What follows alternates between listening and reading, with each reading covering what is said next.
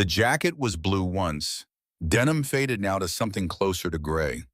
The cuffs were frayed where small hands had gripped them too tightly too often, pulling the sleeves down over wrists that told stories no 9-year-old should have to hide. Rowan Cole sat at his desk in room 108 of Pinarest Elementary, third row, back second seat from the window. His hands rested on the scarred wooden surface, fingers spread wide like he was trying to hold on to something solid in a world that had taught him nothing was permanent, nothing was safe. The jacket stayed on. It always stayed on. Outside Colorado, sunshine poured through the windows. 72 degrees, according to the thermometer mounted by the door. The other children wore t-shirts, short sleeves, some of them already thinking about summer vacation that was still 3 weeks away. Rowan wore the jacket. He didn't take it off for gym class, didn't take it off during lunch, didn't take it off when the heating system malfunctioned in February and turned the classroom into a sauna. The other kids complained, peeled off layers, fanned themselves with notebooks. Rowan kept the jacket zipped to his throat and said nothing. Miss Marlowe Quinn had been counting. Day 1 was March 18th, not the first day Rowan wore the jacket. That had been months earlier, back in the dead of winter when a jacket made sense when nobody questioned a child bundled against the cold. But March 18th was the day Marlowe noticed. Really noticed. The day something in her teacher's instinct, honed over 8 years of watching children, whispered that this wasn't right. A boy wearing a heavy jacket indoors on the first warm day of spring. A boy who flinched when she moved too quickly. A boy whose lunch tray was always empty by the end of the period, who ate like someone who didn't know when the next meal was coming. She'd started a notebook that day. Plain composition book, black and white, marbled cover, the kind that cost 99 cents at the supermarket. Inside on the first page, she'd written the date in a single sentence. Rowan Cole wore his jacket during gym class despite 70-degree weather. Refused to remove it when asked. Day 15, April 1st, no fooling. Rowan fell asleep at his desk during silent reading. When I woke him, he apologized 3 times in 10 seconds. Dark circles under his eyes. Visible weight loss since the semester start. Day 32, April 18th. Rowan flinched today when I raised my hand to point at the whiteboard. Entire body went rigid. Took him 5 minutes to relax again. Later, apologized for being jumpy. Said he didn't sleep well. Day 47, May 3rd. Watched Rowan give half his sandwich to another student during lunch. When I asked if he was still hungry, he said no. But I saw him staring at the other children's trays with the kind of focus that isn't about wanting. It's about needing. Day 59, May 16th. The last entry read, "Today I'm keeping him after class. Whatever he's hiding under that jacket, I need to see it." The final bell rang at 3:15. The sound of children erupting from their seats filled the hallway, a wave of noise and motion that crashed against the classroom door and swept most of Marlowe's students out into the Colorado afternoon. Backpacks, laughter, shouted plans for who was going to whose house, whose mom was bringing snacks to soccer practice. Normal kid sounds. The sounds of children who went home to refrigerators full of food and bedrooms with actual beds. Rowan stayed in his seat. His hands were still spread on the desk, but now they were trembling. Just slightly. The kind of tremor you'd only notice if you were looking for it. Marlowe was looking. She closed the classroom door quietly. The sound of the latch clicking into place made Rowan's shoulders tense, made his breathing go shallow and quick. "Rowan," Marlowe said. Her voice was gentle. Deliberately gentle. The kind of gentle that took effort, that had to be constructed carefully because everything in her wanted to scream at what she suspected, what she'd been documenting for 59 days. "You're not in trouble." The boy didn't believe her. She could see it in his eyes, the way they tracked her movement across the room, the way his fingers curled into fists and then released over and over, an unconscious rhythm of preparation for something bad. Children who grow up safe don't move like that. Children who grow up safe don't catalog every adult's position in a room like they're calculating escape routes. "I just need you to trust me," Marlowe said. She pulled a chair over, positioned it in front of his desk, and sat down. Eye level, non-threatening. Everything the training courses had taught her about approaching traumatized children. Can you do that? Can you trust me for 5 minutes? Rowan's jaw was tight. 9 years old, and he had the tension of a soldier in a foxhole. His eyes flicked to the door, to the window, back to her face. Measuring, calculating. She could almost see the thoughts running through his head. If he ran, where would he go? If he stayed, what would happen? If he told the truth, who would pay the price? I've been counting, Marlowe said quietly. Did you know that I've been counting the days you've worn that jacket? Something flickered across Rowan's face. Surprise, maybe. Or fear. It was hard to tell because the expression was gone, so quickly buried under the careful blankness he wore like armor. 59 days, Rowan, since March 18th, every single day, even when it was hot enough that the other kids were complaining, even during gym, even during recess, when you sat in the shade and watched the others play kickball. The boy's breathing was faster now. His fingers had stopped their restless curling and were now gripping the edge of the desk so hard his knuckles had gone white. I need you to show me what's under the jacket, Marlowe said. I like this jacket, Rowan said. His voice came out rough, like he hadn't used it much recently. It's my favorite. Rowan, I'm just cold all the time. I run cold. My mom used to say that before he stopped, swallowed. I just run cold. Sweetheart. Marlowe leaned forward slightly, not too much, not invading his space, just enough to close the distance between adult authority and child vulnerability. I'm not asking because I care about the jacket. I'm asking because I care about you. The words hit him like a physical blow. She saw it in the way his entire body jerked, the way his eyes went wide for a fraction of a second before he could slam the shutters back down. But it was too late. The crack had appeared in the wall he'd built around himself, and through that crack, Marlowe could see the truth. This child was breaking, had been breaking for a long time, was very close to shattered. Please don't call them, Rowan whispered. The words were so quiet, Marlowe almost missed them. Call who, she asked, though she already knew. Victor and Vanessa. His hands were shaking openly now. Please, if you call them, they'll know I told. Victor said if any of us ever told anyone, he'd make sure Ren and Leo got sent somewhere worse. He said there are places worse than our house, and he knows people who run them. Our house, not home, house. The distinction mattered. How long has this been happening, Rowan?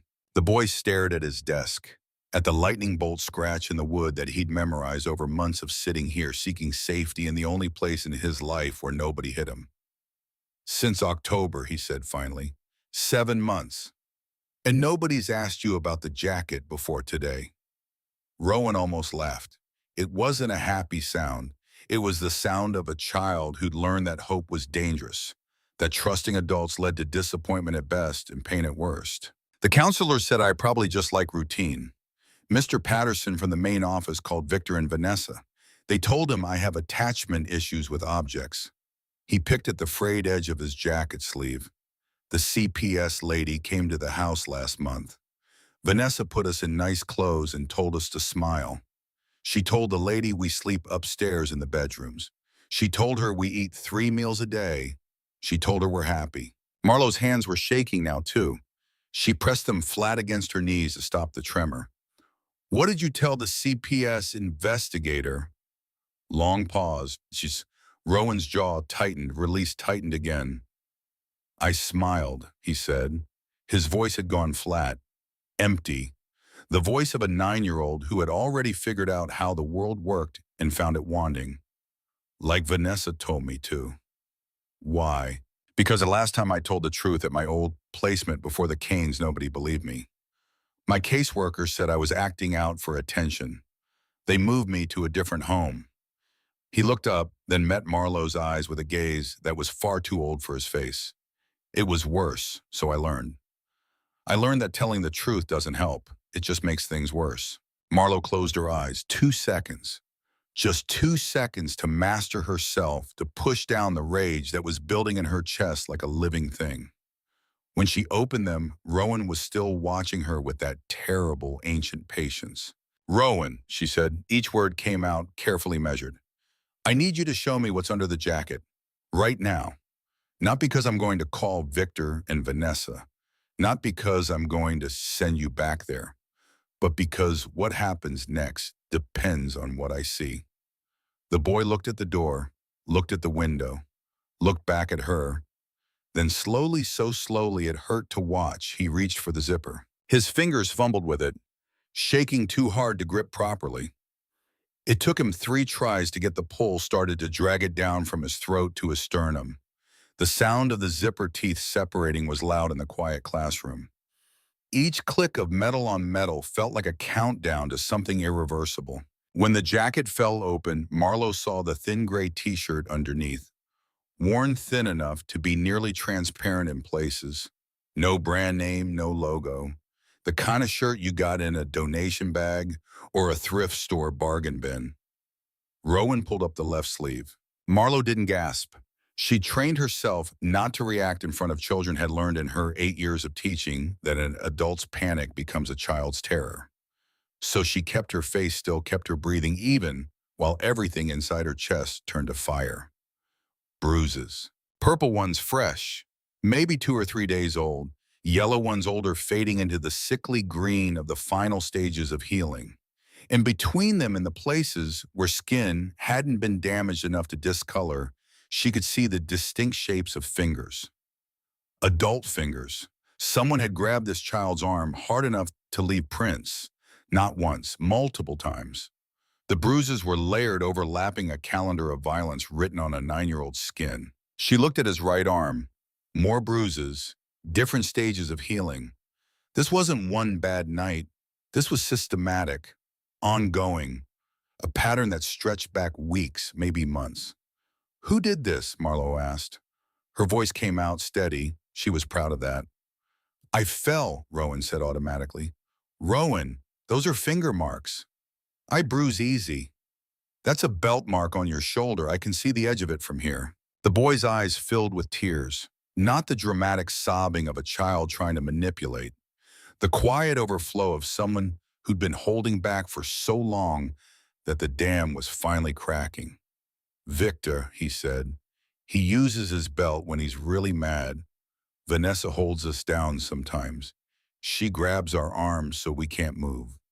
Us, Marlowe's heart was hammering now. You said us. Who else? Me and Ren and Leo. The tears were falling, now silent tracks down his cheeks. Ren's 8. She has bruises on her legs. She wears long pants to hide them even when it's hot. Leo's 5, Miss Quinn. He's 5 and he doesn't talk anymore. He used to talk all the time back before the canes, and now he barely says a word. Marlowe's training kicked in. Document, stay calm, get the information. Process the emotions later when you're alone, when you can scream into a pillow and cry until there's nothing left. Where do you sleep, Rowan? The garage. 2 words.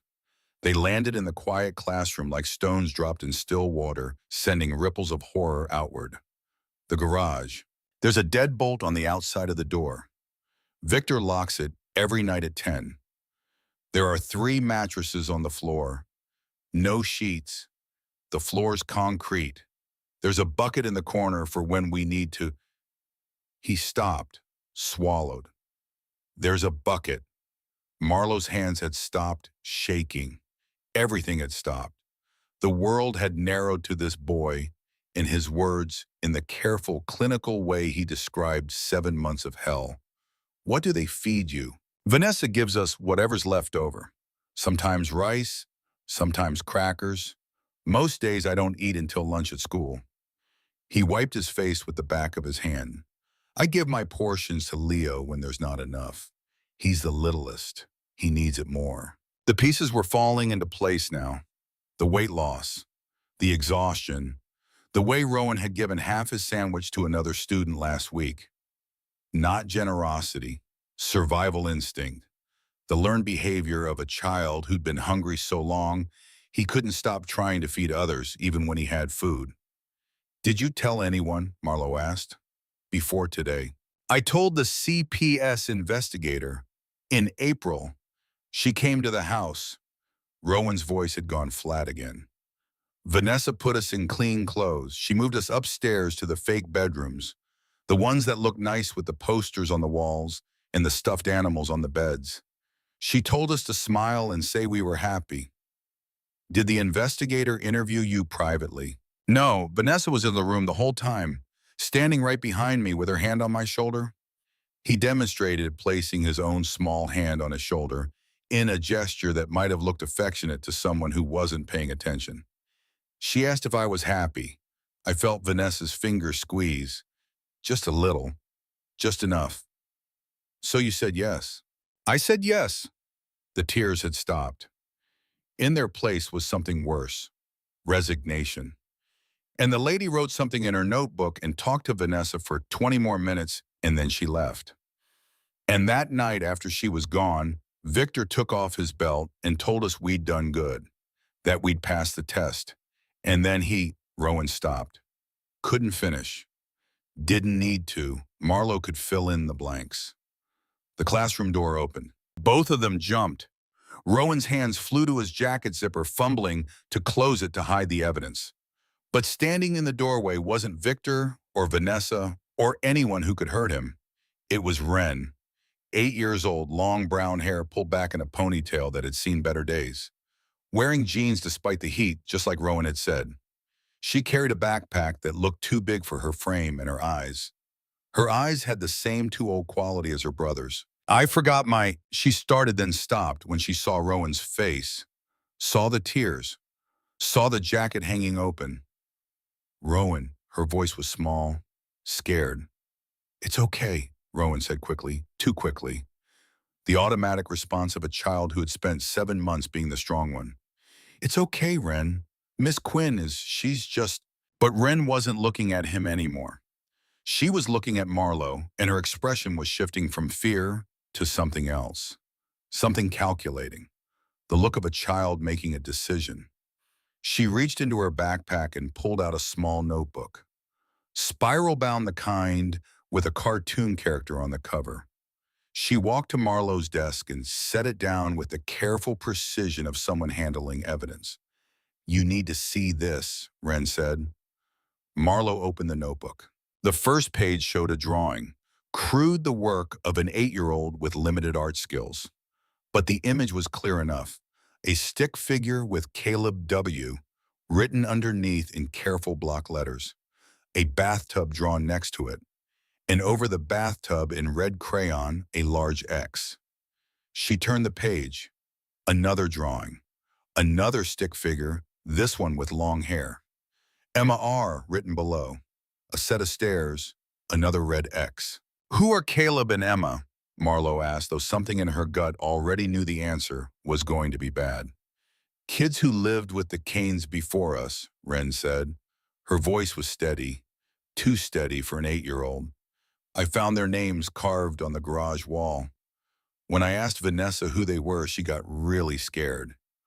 Like her face went white, and she grabbed my arm and told me never to ask about them again. So I knew something bad happened. Marlo turned another page. More drawings. A garage with 3 mattresses. A deadbolt drawn on the outside of a door. A bucket in the corner. The images matched everything Rowan had just described, but seeing them rendered in crayon drawn by a child's hand made them somehow worse. She kept turning pages, drawing after drawing, 47 in total, each one documenting some aspect of the Kane house. The real house, not the version they showed to investigators. And then near the end of the notebook, Wren had drawn something different. An insurance document. The details were crude but recognizable. A form with lines and boxes. And in the center, in Wren's careful printing, insured Rowan Cole, age 9, benefit $60,000. Marlo looked up sharply. Where did you see this? Victor's desk, Wren said. 3 weeks ago, the paper fell out of a folder when he was moving stuff around. I only saw it for a second before he shoved it back in, but I remembered. You drew this from memory. I draw everything from memory. Wren pointed at the notebook. I've been doing it for 3 months, since I found Caleb and Emma's names. I didn't know if anyone would believe us if we just talked. But pictures, she shrugged. Pictures are proof. Marlowe flipped to another page near the end. A calendar meticulously drawn. May was marked with dates, and one date was circled in red crayon with words written above it. Camping trip, just me and V and V. What's this? Marlowe asked, pointing at the circled date. May 23rd, Rowan said quietly. Next weekend. Victor told me last week. He said it's going to be a special trip, just us men, going up to the mountains, fishing and camping. His voice cracked. I thought maybe he was trying to be nice, that maybe things were getting better. Wren shook her head. She turned to another page in the notebook. Another drawing, this one showing a mountain with a cliff, a stick figure falling, the same red X. That's how Emma died, she said. I heard Vanessa and Victor talking about it one night. They didn't know I was awake. Vanessa said we should do it quick like Emma. And Victor said a fall is always believable. Kids are clumsy. The room had gone very cold despite the spring warmth outside. Marlowe looked at the insurance document drawing, looked at the calendar with its circled date, looked at the mountain cliff with the falling figure. They weren't planning to bring Rowan back from that camping trip. I need to make a phone call, Marlowe said. Her voice was steady. Everything about her was steady now. The decision had been made. Actually, it had been made 59 days ago when she'd first started counting. Everything since then had just been gathering evidence, building the case, waiting for the moment when she could act. This was the moment. Who are you calling? Rowan asked. Fear was back in his voice. Please don't call Victor and Vanessa. Please. I'm not calling them. Marlowe pulled out her phone. I'm calling my brother. She dialed a number she knew by heart. It rang once. Tyler, I need you to activate code Broken Wing.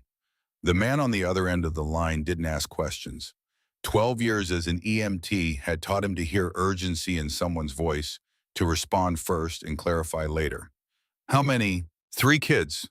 Rowan's 9, his sister Wren is 8, youngest brother Leo is 5. They've been locked in a garage for 7 months. Multiple instances of physical abuse, systematic starvation. 2 previous foster children in the same home are dead under suspicious circumstances. And Tyler, her voice dropped. They have an active life insurance policy on the oldest boy. They're planning to kill him next weekend. Silence on the other end. 1 second, 2. Then I'm calling Bishop. This is code Broken Wing, all parameters. Stay with those children. Don't let them out of your sight. I'll be there in 12 minutes. Tyler, Marlowe said, bring everyone. She hung up. Rowan was staring at her with wide eyes. What's code Broken Wing? Before Marlowe could answer, Wren spoke up. Who's your brother? Marlowe looked at both of them. 2 children who'd been failed by every adult system designed to protect them. A 9-year-old boy who'd worn a jacket for 59 days to hide the evidence of his torture. An 8-year-old girl who'd started documenting her own abuse in crayon because she understood with the terrible wisdom of a traumatized child that no one would believe her voice, but they might believe her pictures. His name is Barrett Quinn, Marlowe said. He's a member of a motorcycle club. They have a code Broken Wing. It means a child is in danger. When that code goes out, every member within 80 miles drops everything. Work, dinner, sleep. Doesn't matter. A child in danger overrides everything else. How many people are in this club? Wren asked. Marlowe looked out the window at the parking lot, already calculating how much space they'd need. In Colorado, within the 80-mile radius, she met Wren's eyes. 139. The sound started about 8 minutes later. At first, it was distant, a low rumble like thunder building on the horizon. But it grew, and grew, and grew until the windows of room 108 were vibrating in their frames, and the fluorescent lights were humming in sympathy, and the floor itself seemed to pulse with the rhythm of engines. Rowan walked to the window, pressed his forehead against the glass. His mouth fell open. Motorcycles, not 1, not 5, not 20. Dozens of them pouring into the Pinerest Elementary parking lot like a river of chrome and leather. They filled the main lot, spilled into the overflow area lined up along the school fence. An endless column of riders dismounting, removing helmets, standing in formation. The sound of their engines was so deep, so powerful that Rowan could feel it in his sternum. "How many?" he whispered. Marlowe stood beside him, watching as the last few bikes rolled in and took their positions. "All of them," she said. 139. The riders wore leather vests. Patches marked their membership, their chapters, their ranks. Big men, small men, old men with gray beards, and young men with tattoos snaking up their necks. Women, too, a dozen of them at least, standing shoulder to shoulder with their brothers. They moved with military precision, not chaos, not aggression, purpose. They were here for Rowan. They were here for Wren. They were here for Leo, who was still locked in a garage on Cedarbrook Lane with two people who had already murdered two children and were planning a third. The classroom door opened again. A man stepped inside, 35 maybe, lean build, the kind of fitness that came from actual work rather than gym routines. He wore the same leather vest as the others. His patch read Sergeant at Arms. His eyes swept the room, cataloging everything in a single glance, and then locked onto Rowan with an intensity that made the boy step back instinctively. But then the man dropped to one knee, made himself small, made himself less threatening. "Hey," he said, his voice was gentle. "I'm Barrett. Marlowe's my little sister." Rowan nodded, couldn't speak. "She told me you've been having a rough time." "That true?" Another nod. "Can I see?" Rowan looked at Marlowe. She nodded encouragement. Slowly, the boy pulled back his sleeve, showed the bruises to this stranger who'd appeared in his classroom, surrounded by 139 engines. Barrett's jaw tightened. A muscle jumped in his neck. His hands that had stabilized trauma victims, carried injured people out of wrecked cars, performed CPR on dying patients curled into fists at his sides. But his voice stayed soft. "You did good, Rowan. You did real good telling my sister. That was the bravest thing you've ever done. You know that. Are you going to help?" The words came out small, broken. "I'm going to do more than help." Barrett stood, pulled out his phone. "I'm going to make sure nobody hurts you or Wren or Leo ever again." He stepped into the hallway, phone already at his ear. Through the open door, they could hear his voice, clipped and professional. "Bishop, we have a situation. 3 minors, ages 9, 8, and 5. Active abuse case. 2 prior deaths in the same household ruled accidental, but showing indicators of homicide. Life insurance policies on deceased children. Active policy on current victim. Planned camping trip in 7 days that reads like a setup for murder 3. A pause, then copy that, all hands. Barrett returned to the classroom. Behind him, a second man appeared in the doorway. This one filled the frame. 61 years old, gray-brown beard, face carved by 30 years of grief and purpose. His leather vest bore the president's patch. He moved like a mountain, deciding to walk slow, deliberate, inevitable. The man's blue eyes found Rowan, and something in them softened. "Son," he said. His voice was quiet. Not soft, there was a difference. Soft was gentle. Quiet was controlled power with the volume turned low. "My name is Cormac Cross. Most people call me Bishop. I want to tell you a story. Can I do that?" Rowan nodded. Bishop pulled a chair over, sat down slowly. His knees popped. He smiled slightly at the sound. "Getting old, kid. Don't recommend it." The smile faded. 22 years ago, I had a son. His name was Danny.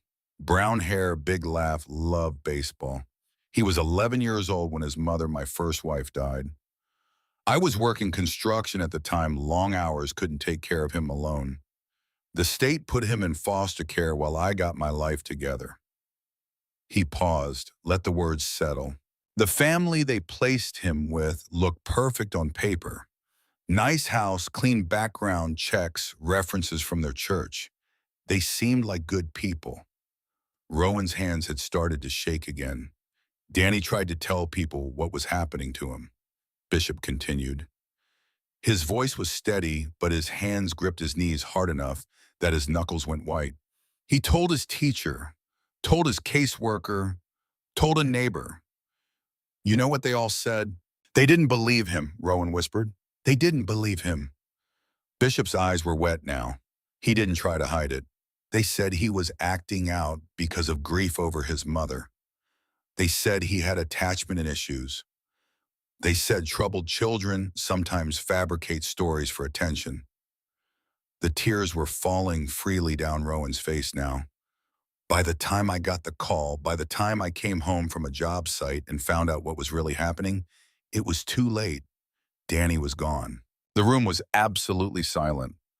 I buried my son on a Tuesday, Bishop said, and on Wednesday I made a promise to Danny to God to myself. I promised that I would spend the rest of my life making sure no other kids suffered what he suffered. That I would build something, a brotherhood, a network, a wall of people who would show up when the system wouldn't. He leaned forward slightly. That's what Code Broken Wing is, Rowan. That's why there are 139 motorcycles in your school parking lot right now.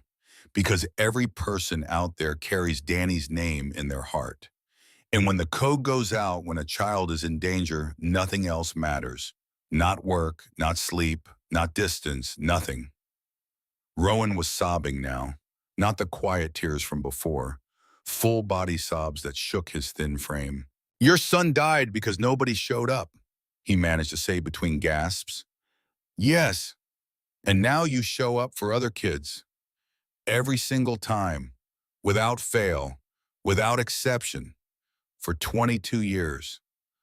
Rowan looked at his bruised arms, looked at Bishop, looked at Barrett, looked at his teacher who'd counted 59 days and refused to look away. Victor told us nobody cares about foster kids, he said. He said we're disposable. He said the state pays him to keep us, and that's all we're worth, a check. Bishop's expression didn't change, but something behind his blue eyes caught fire. Victor is a liar's son, and tonight Victor is going to learn what happens when a liar meets 139 people who care more about the truth than anything else on this earth. The door opened again. A stocky man in wire-rimmed glasses stepped in, laptop under his arm. Bishop, I pulled the preliminary financials. The man pushed his glasses up his nose. 6 years of foster care payments. 14 different children cycled through that house, and a charity called Little Blessings that's bleeding money into personal accounts. He glanced at Rowan, then at Marlowe. Your instinct about the money was right, ma'am. These people aren't just abusing children. They built a business model around it. Another man appeared behind the accountant, tall, dark blonde hair, phone already in hand. Bishop, I'm pulling media coverage on the Canes. They ran a feature story last year about their charity work. Vanessa Kane spoke at a church fundraiser. Victor coaches Little League. He looked up from his phone. They're angels in this community. If they run their playbook, crying on camera, invoking their charity, playing the persecuted Christians, we need the counter-narrative lockdown before they get a microphone. Do it, Bishop said. But Echo, this is about evidence, not revenge. We document. We testify. We let the law do its job. We just make sure the law actually does it this time. Marlowe's phone buzzed. She read the text message and her face went white. What? Barrett asked. She showed him the screen. A message from the CPS hotline. Case assigned, investigator dispatched, estimated arrival 18 to 24 hours. Barrett showed it to Bishop. The old man read it, nodded once, then pulled out his own phone and typed a message. The sound of 139 phones buzzing simultaneously filled the parking lot outside. CPS says 24 hours, Bishop said. We say tonight. Nobody leaves until these children are out of that house. He looked at Rowan, who was still eating a granola bar that one of the riders had pulled from an emergency backpack.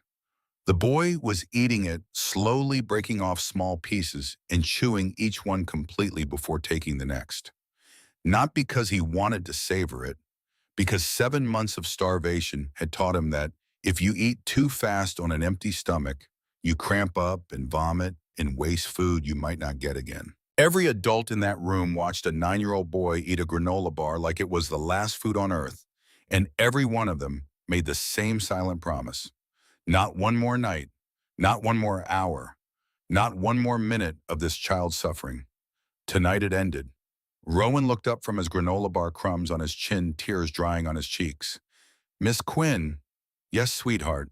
If your brother and his friends save us tonight, if we really don't have to go back, can I still come to school tomorrow? The question hit Marlowe like a physical blow. Of course you can. Why would you think otherwise? Because this classroom is the only place I've felt safe in 7 months. His voice cracked, and I don't want to lose it. Marlowe knelt beside him, took his hands gently in hers. Rowan Cole, you are coming to school tomorrow, and the day after that, and every day after that, and you are never, ever going to feel unsafe again. That is a promise from me, from Barrett, from Bishop, and from every single person in that parking lot. Rowan looked out the window at the sea of motorcycles, at the leather-clad figures standing shoulder to shoulder in the fading Colorado sunlight, at the chrome catching the last light of a day that had started like every other terrible day of his life, but was ending like nothing he had ever experienced. There's so many of them, he whispered. 139, Marlowe said, all for you. He pressed his forehead against the glass again. His breath fogged the window, and in the fog, without thinking about it, he drew a small heart with his finger. Then he whispered something so quiet that only Marlowe heard it. Maybe Victor was wrong. Maybe somebody does care about foster kids. Outside, 139 engines idled in unison, waiting, ready, patient, not leaving until 3 children walked out of a locked garage for the last time. And in room 108, a 9-year-old boy in a faded blue denim jacket finished his granola bar, leaned against his teacher's shoulder, and closed his eyes. For the first time in 7 months, he wasn't unafraid to fall asleep. The sound of a car pulling into the parking lot cut through the rumble of idling motorcycles. Barrett's phone buzzed. He read the text, read it again, then held it up so Bishop could see. Bishop's face went hard. What is it? Marlowe asked. Vanessa Kane just called the school office. Bishop's voice was controlled, flat, the kind of flat that meant he was holding something back. She's on her way to pick up Rowan. Says she got a call from the front desk that he was kept after class for a disciplinary issue. Marlowe stood fast. I didn't authorize any call. Nobody in this building was supposed to contact them. Barrett was already moving toward the door. Who made that call? Bishop held up one hand. Echo, find out who in this school contacted the Canes, now. The journalist disappeared down the hallway at a near run. Rowan had gone rigid, every muscle in his small body locked tight. The granola bar dropped from his hand, hit the floor, and he didn't notice. His eyes were fixed on the classroom door like it was about to burst open and swallow him whole. She's coming, he whispered. She's coming here. She'll know, I told. She'll know. Marlowe dropped to her knees in front of him. Rowan, look at me. Look at my eyes. The boy's gaze was distant, unfocused. He was somewhere else, somewhere dark. Nobody is taking you out of this room, Marlowe said. Each word deliberate, firm. Do you understand me? Nobody. You don't know Vanessa. His breathing was coming faster now, shallow, the beginning of panic. She's good at this. She cries and she smiles and she makes everyone believe her. She'll walk in here and she'll say, I'm a liar, and everyone will believe her because that's what always happens. Not today, Bishop said. His voice cut through the panic like a blade. Not with 139 witnesses standing between her and this door. Barrett pulled out his phone. I need 8 brothers at the main entrance. Now, nobody enters this school without my authorization. A response came back in seconds. How far out is Vanessa Kane? Barrett looked at his phone, tracking software that one of the tech-savvy members had pulled up using the school's security cameras. 12 minutes, he said. 12 minutes. Bishop turned to Marlowe. We need to lock this down before she arrives. Is there another adult in this building you trust completely? Someone who will stand with you and not fold under pressure. Carol, Marlowe said immediately. Carol Jennings, the school nurse. She documented everything. Get her back in here. Carol appeared 2 minutes later, reading glasses perched on her nose, medical folder clutched against her chest. She took one look at the room full of bikers and didn't even blink. Marlowe filled me in, she said. What do you need? Bishop gave her a 30-second briefing. Carol's face went cold. Let her come. I've got photographs of bruises on this child that match an adult male's handprint. I've got his weight on record. I've got clinical documentation that would hold up in any courtroom in Colorado. She looked at Rowan with fierce protectiveness. Vanessa Kane can cry all she wants. Tears don't erase evidence. Echo burst back through the door, breathing hard. Found it. Vice principal guy named Harold Patterson. Vanessa Kane is on his emergency contact list. The system auto-notified her when Rowan was flagged as staying after school past the normal pickup window. Patterson didn't override it. Did he know about the report? Bishop asked. Says he didn't check his email. Says he was in a meeting. Barrett swore under his breath. A meeting, a child's mandatory abuse report sitting in his inbox, and he was in a meeting. It gets worse, Echo said. Patterson and Victor Kane serve on the same church board at Grace Community. They play golf together monthly. The room went dead silent. Marlowe's hands curled into fists. Harold Patterson has been at this school for 9 years. He's had access to Rowan's file. He's seen the attendance records, the weight loss, the behavioral flags. Her voice shook with rage. And he's golfing buddies with the man who beats this child. Did Patterson know what was happening? Barrett asked.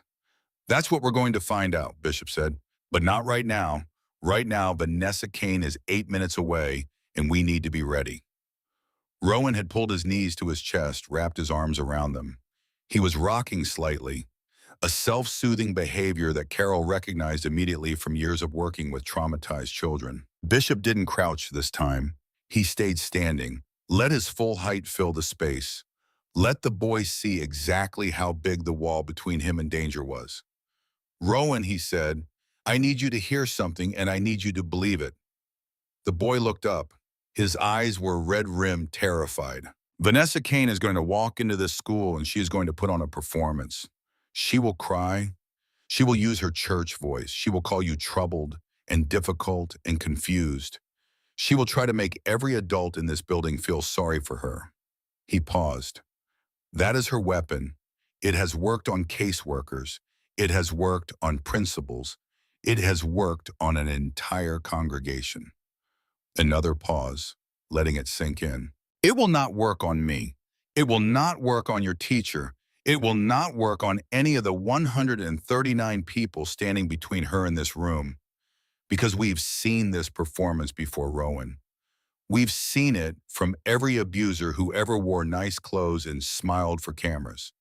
And we know exactly what's hiding underneath. What if she takes me? Rowan's voice was barely audible. She won't. But what if she won't? Barrett's phone buzzes. She's pulling into the parking lot. Bishop straightened his vest. Good. Let her see the bikes. Let her count them. Let her understand exactly what she's walking into. What Vanessa Kane saw when she turned onto Pinehurst Elementary's access road stopped her SUV dead in the middle of the street. Motorcycles everywhere, filling every parking space, lining both sides of the road, stretching around the school fence like an iron perimeter, and men leather-vested arms crossed stone-faced men standing on the sidewalks on the grass along the school entrance, silent, watching. She sat in her car for a full minute. The bikers on the ground reported she was on her phone, calling Victor most likely, or their lawyer or their pastor, running through the Rolodex of people who had always protected them before. Then she got out. She was wearing exactly what everyone expected. Floral blouse, cardigan pearl earrings, hair done, makeup fresh.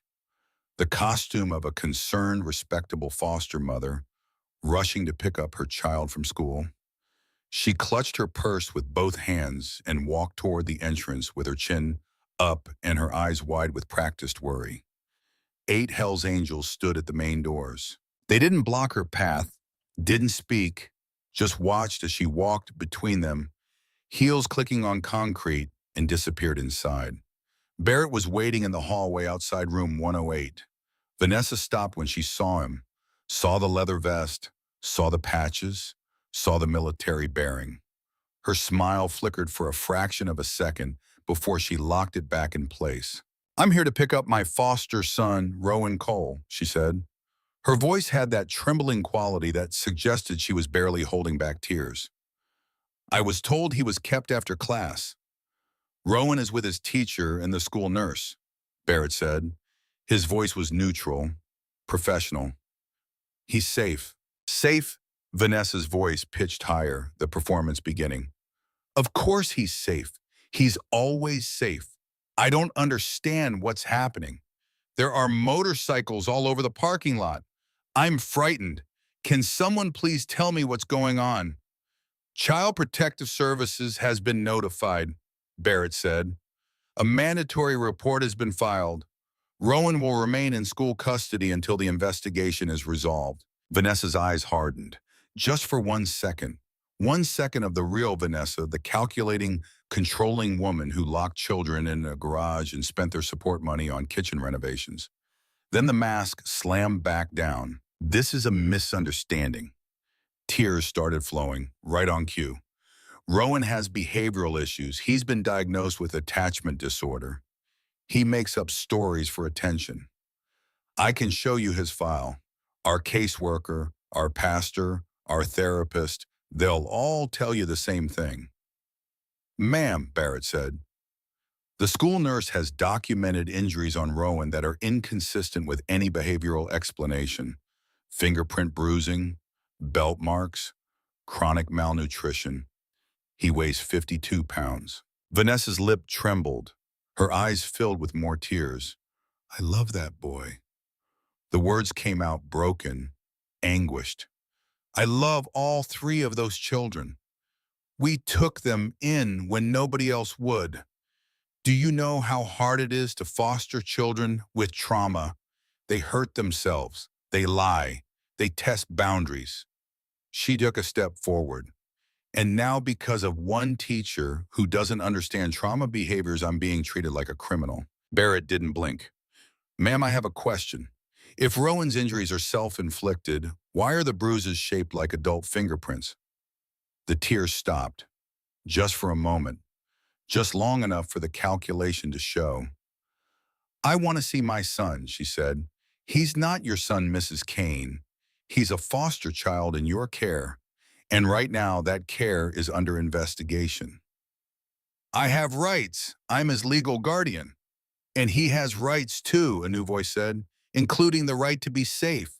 Bishop appeared in the classroom doorway behind Barrett. 61 years old, 240 pounds, the president patch, catching the hallway fluorescent light. Vanessa took an involuntary step back. "Mrs. Kane," Bishop said. His voice was the quietest sound in the building and somehow the loudest.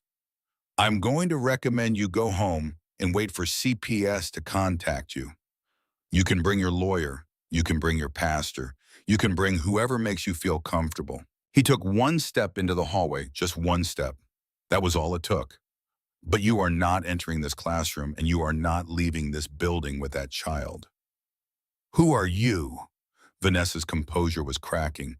"You can't keep me from my foster children." "I'm a father who buried his son because people like you convinced the system he was lying." Bishop's voice didn't rise, didn't need to. "And I've spent 22 years making sure it doesn't happen again." He took another step. "Go home, Mrs. Kane. Call your husband.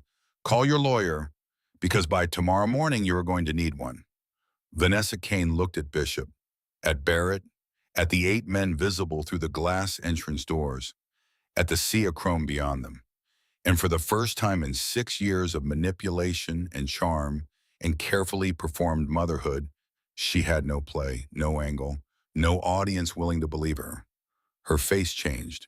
The mask didn't just crack, it shattered. Pure, undiluted rage flashed across her features like lightning before she caught it and stuffed it back down. "You'll be hearing from our attorney," she said. "We look forward to it," Bishop replied. She turned and walked back down the hallway. Her heels echoed.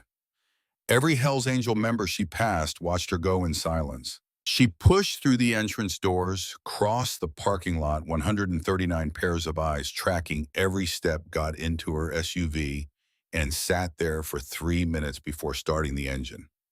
Barrett waited until her taillights disappeared around the corner. Then he pulled out his phone. She's gone, but she's not going home. She's going to destroy evidence. Somebody needs to be at that house before she gets there. Bishop was already dialing. Brothers at Cedarbrook Lane. Vanessa Kane left the school 2 minutes ago. She's heading your way. Eyes on the house. If anything goes into a trash can, a car trunk, or a fire pit, I want it documented. The response came back in 15 seconds. Copy, Bishop. We've got the house covered. Nothing moves without us seeing it. Back in room 108, Rowan was still curled in his chair. He'd heard everything through the door, every word. His face was wet, but his eyes were focused. She used her church voice, he said quietly. She did, Marlowe confirmed. That's the one she uses on caseworkers, on Pastor Davis, on the neighbors. She cries, and everybody says, poor Vanessa, those difficult foster children. She's such a saint for taking them in. It didn't work this time, buddy, Barrett said, pulling up a chair beside him. Why not? Barrett leaned back. Because the people she usually performs for want to believe her. It's easier. If Vanessa's a good person, then nobody has to feel guilty for not noticing what's happening to you. Nobody has to get involved. Nobody has to do anything uncomfortable. He looked at Rowan directly. We don't want easy, Rowan. We want the truth. And the truth is written all over your arms. The sound of another vehicle pulling up made everyone tense. But this time it was official. A CPS vehicle with government plates. Investigator Brennan stepped out. 42 years old, 14 years with the department, carrying a tablet and the weight of every case she'd ever worked. She walked through the gauntlet of motorcycles with her head high and her jaw set. When she reached the entrance, Barrett met her at the door. Investigator Brennan. That's me. Who are you? Barrett Quinn. The reporting teacher is my sister. I'll walk you to room 108. Brennan followed him down the hallway. When she walked into the classroom, she expected what she usually found. A panicked teacher, a confused child, and a situation that would take 30 minutes to sort out and probably result in a follow-up visit scheduled for next week. Instead, she found a school nurse with a clinical evidence folder thick enough to choke on. A teacher with 2 months of handwritten daily observations. A man in wire-rimmed glasses sitting at a laptop with financial spreadsheets covering the screen. A former journalist with recorded witness statements queued up on his phone. And a 61-year-old biker club president who shook her hand like they were at a board meeting and said, Investigator Brennan, thank you for expediting. We have everything organized for your review. Where would you like to start? Brennan stared at him. This is the most unusual mandatory report response I've ever seen. The usual response failed this child 3 times, Bishop said. We decided an unusual was necessary. Show me the medical evidence first. Carol handed her the folder. Brennan opened it, looked at the photographs, looked at the measurements, looked at the weight documentation. Her jaw tightened with every page. Where's the child? Marlowe stepped aside. Rowan was sitting at his desk, arms wrapped around his knees, watching this new adult with the careful attention of someone who'd learned that adults determine whether you lived or died. Brennan approached slowly. Everything in her training said, go gentle, go slow, don't spook the traumatized child. Rowan, she said, I am Investigator Brennan. I work for Child Protective Services. Rowan looked at her, then at Marlowe, then back at Brennan. The last person from your office came to our house 3 weeks ago, he said. His voice was flat, factual.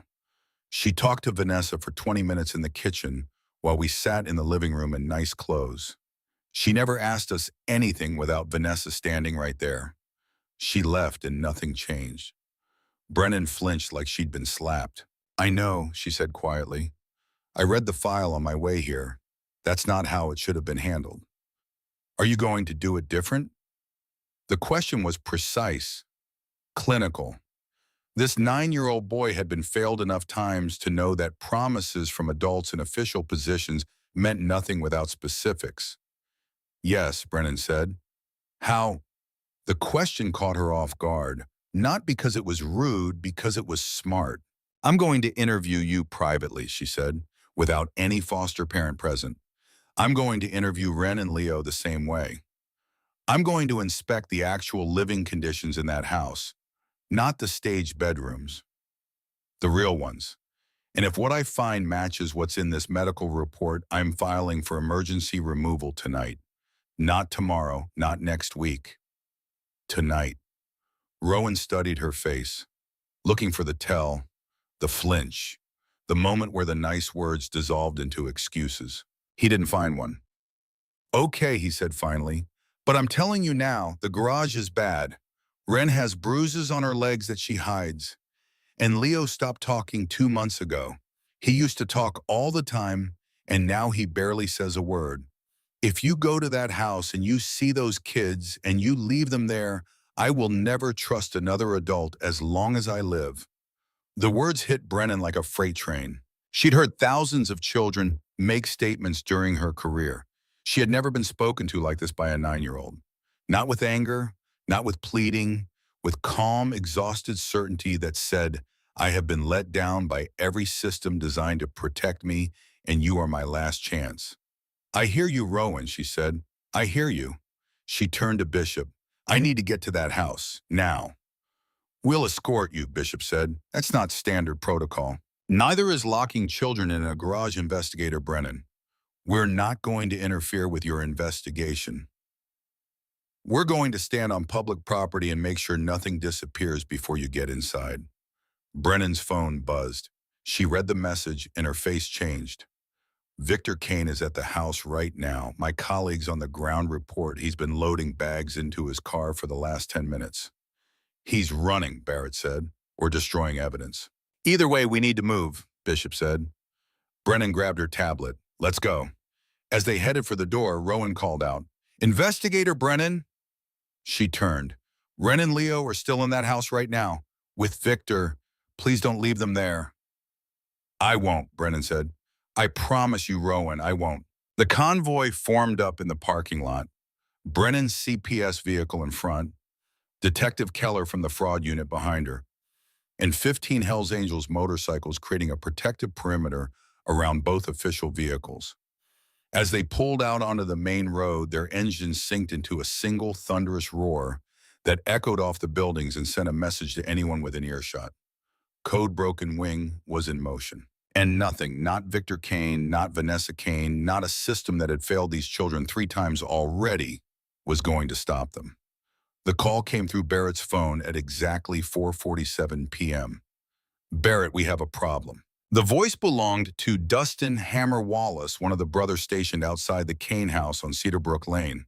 Former construction foreman, now retired, spent his days riding and his nights making sure Code Broken Wing stayed ready for moments exactly like this. Talk to me, Barrett said. He had the phone on speaker. Bishop leaned in close enough to hear. Victor Kane just put 2 kids in his car. Girl looks about 8, boy maybe 5. He's backing out of the driveway right now. Moving fast. Everything accelerated. Bishop's voice went from boardroom to battlefield in half a second. Which direction? East on Cedarbrook toward Route 36. How many brothers on site? 15 bikes plus me and Torch on the ground. Keep eyes on that vehicle. Do not lose it. Do not approach. Call 911 and report 2 minor children being transported by a suspect under active CPS investigation. Bishop turned to Brennan, who was already pulling her CPS vehicle into traffic. Investigator, you need to call the police. Victor Kane is fleeing with 2 of the 3 children. Brennan was dialing before he finished the sentence. This is Investigator Brennan, CPS badge number 472. I need patrol units to intercept a vehicle heading east on Cedarbrook Lane toward Route 36. Gray Chevy Tahoe, Colorado plates. She read off the number that Hammer had texted. Male driver, 2 minor children in the vehicle. Children are subjects of an active emergency removal investigation. Consider this a flight risk situation. She hung up and looked at Bishop. If he gets on the highway with those kids, he won't, Barrett said.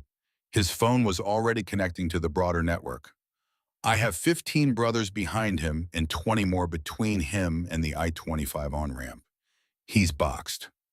Your people cannot stop that vehicle, Brennan said sharply. That's vigilantism. They're not going to stop it, Barrett said. They're going to follow it, loudly in formation. Have you ever tried to run from 15 Harleys at night? Investigator, you can't hear yourself think. You can't focus. You make mistakes. And when the police arrive, we'll be able to tell them exactly where he is. Back at the school, Rowan was standing at the window. Marlowe had tried to get him to sit to rest, but he couldn't.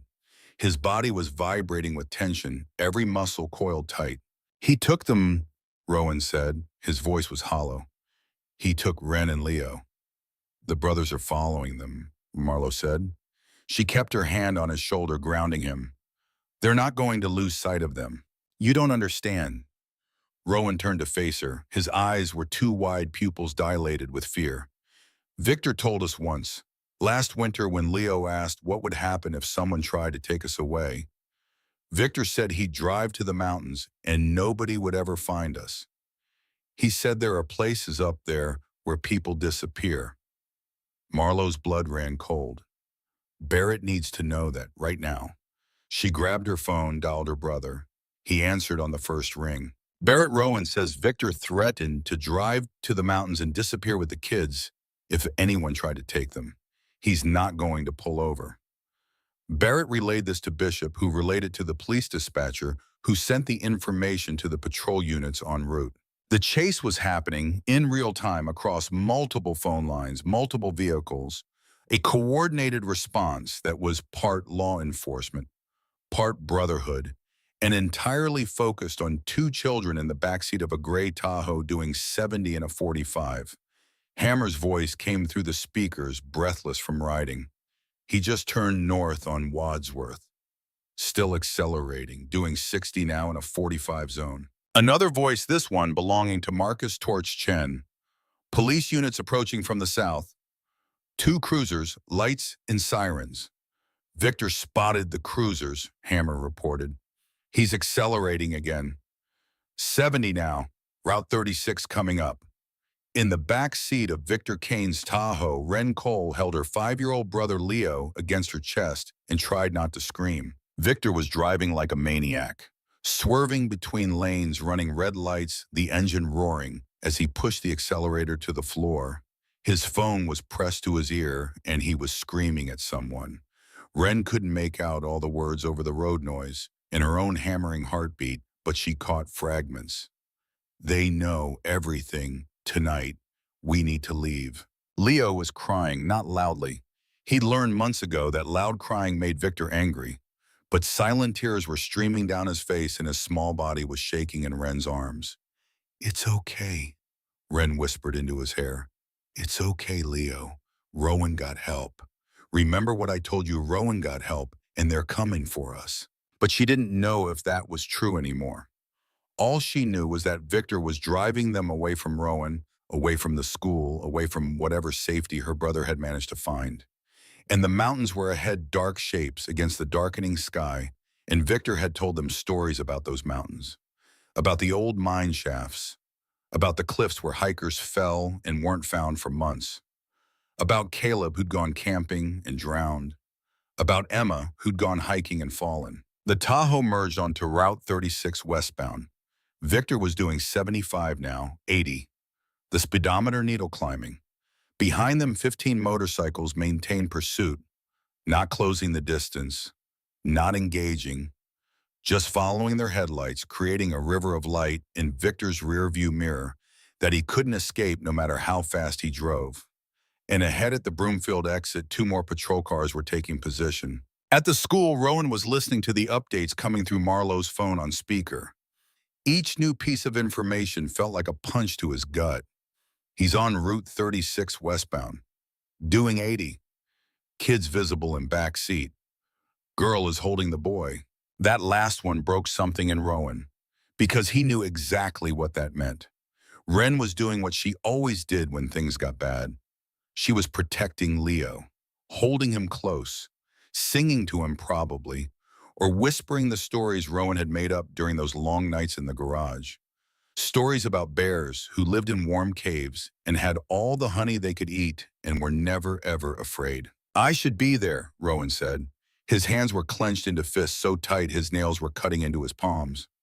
I should be with them. I always protect them.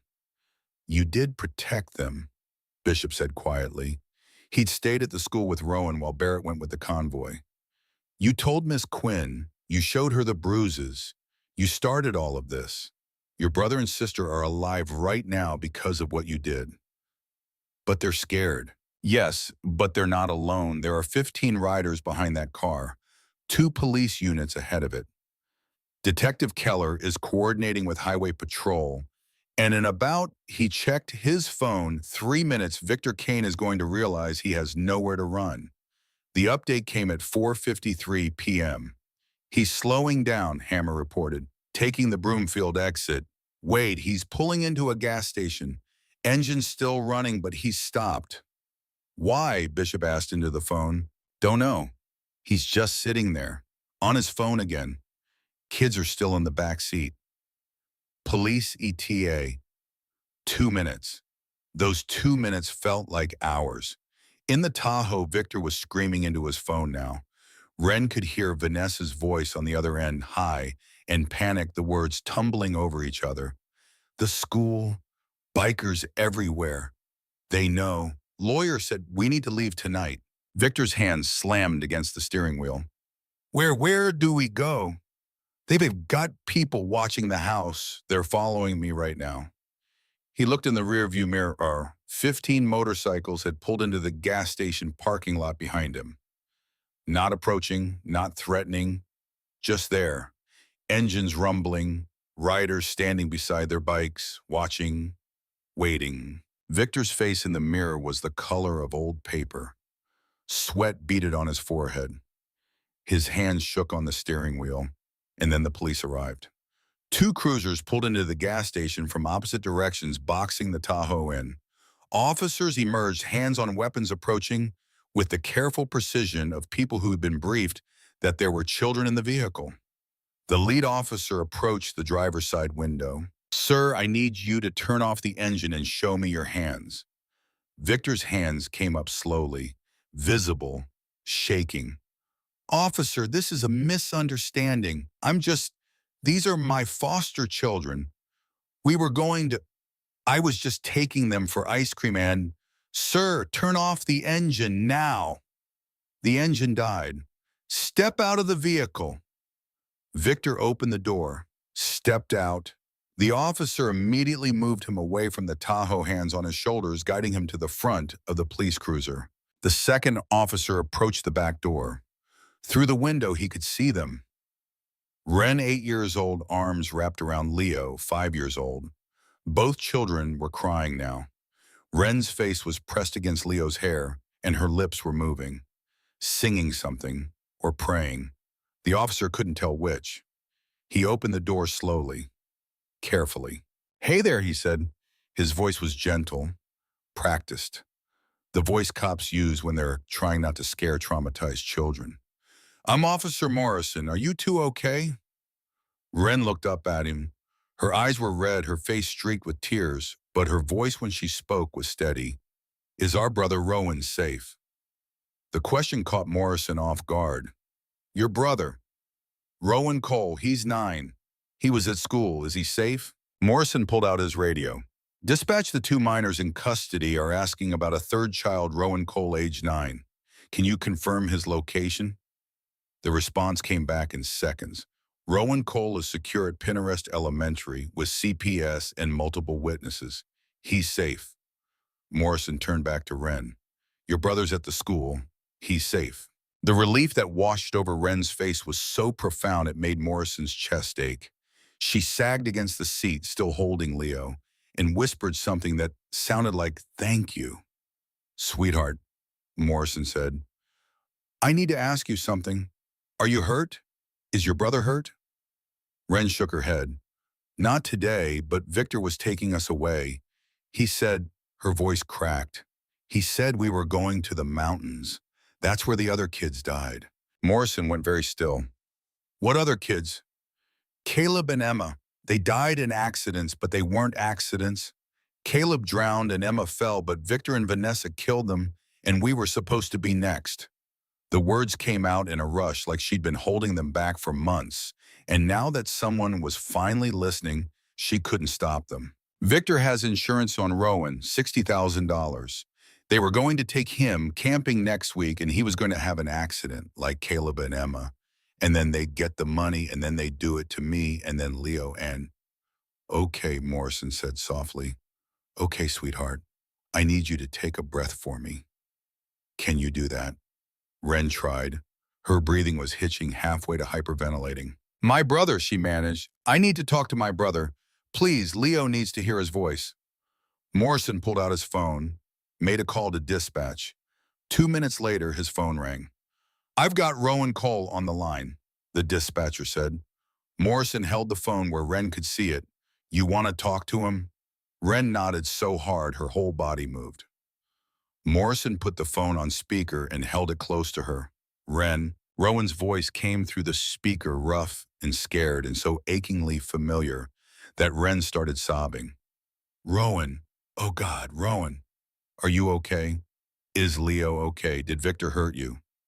We're okay, the police stopped him. We're at a gas station. There are motorcycles everywhere, and Rowan, are you really safe? I'm at school with Miss Quinn. There are people here, Wren, good people. They came to help us, all of us. How many people? Rowan's voice held something that might have been wonder. 139. Wren didn't understand, couldn't process that number. But she heard something in her brother's voice she hadn't heard in 7 months. Hope. Leo won't stop shaking, she said. Can you do the song, put the phone near him? Wren held the phone close to Leo's ear. The boy's face was buried against her shoulder, his small hands gripping her shirt so tight his knuckles were white. And through the phone speaker, quiet but clear, came Rowan's voice. Humming. The melody was simple, improvised. The song Rowan had made up during their first week in the garage, when Leo wouldn't stop crying, and Rowan had nothing to offer except his own voice. A song about a bear who lived in a warm cave and had all the honey he could eat and was never, ever afraid. He'd hummed it every night since then, in the dark, in the cold, when Leo had nightmares or when the hunger pains got too bad, or when Victor's footsteps came down the stairs and they all knew what was coming. The bear song meant safety.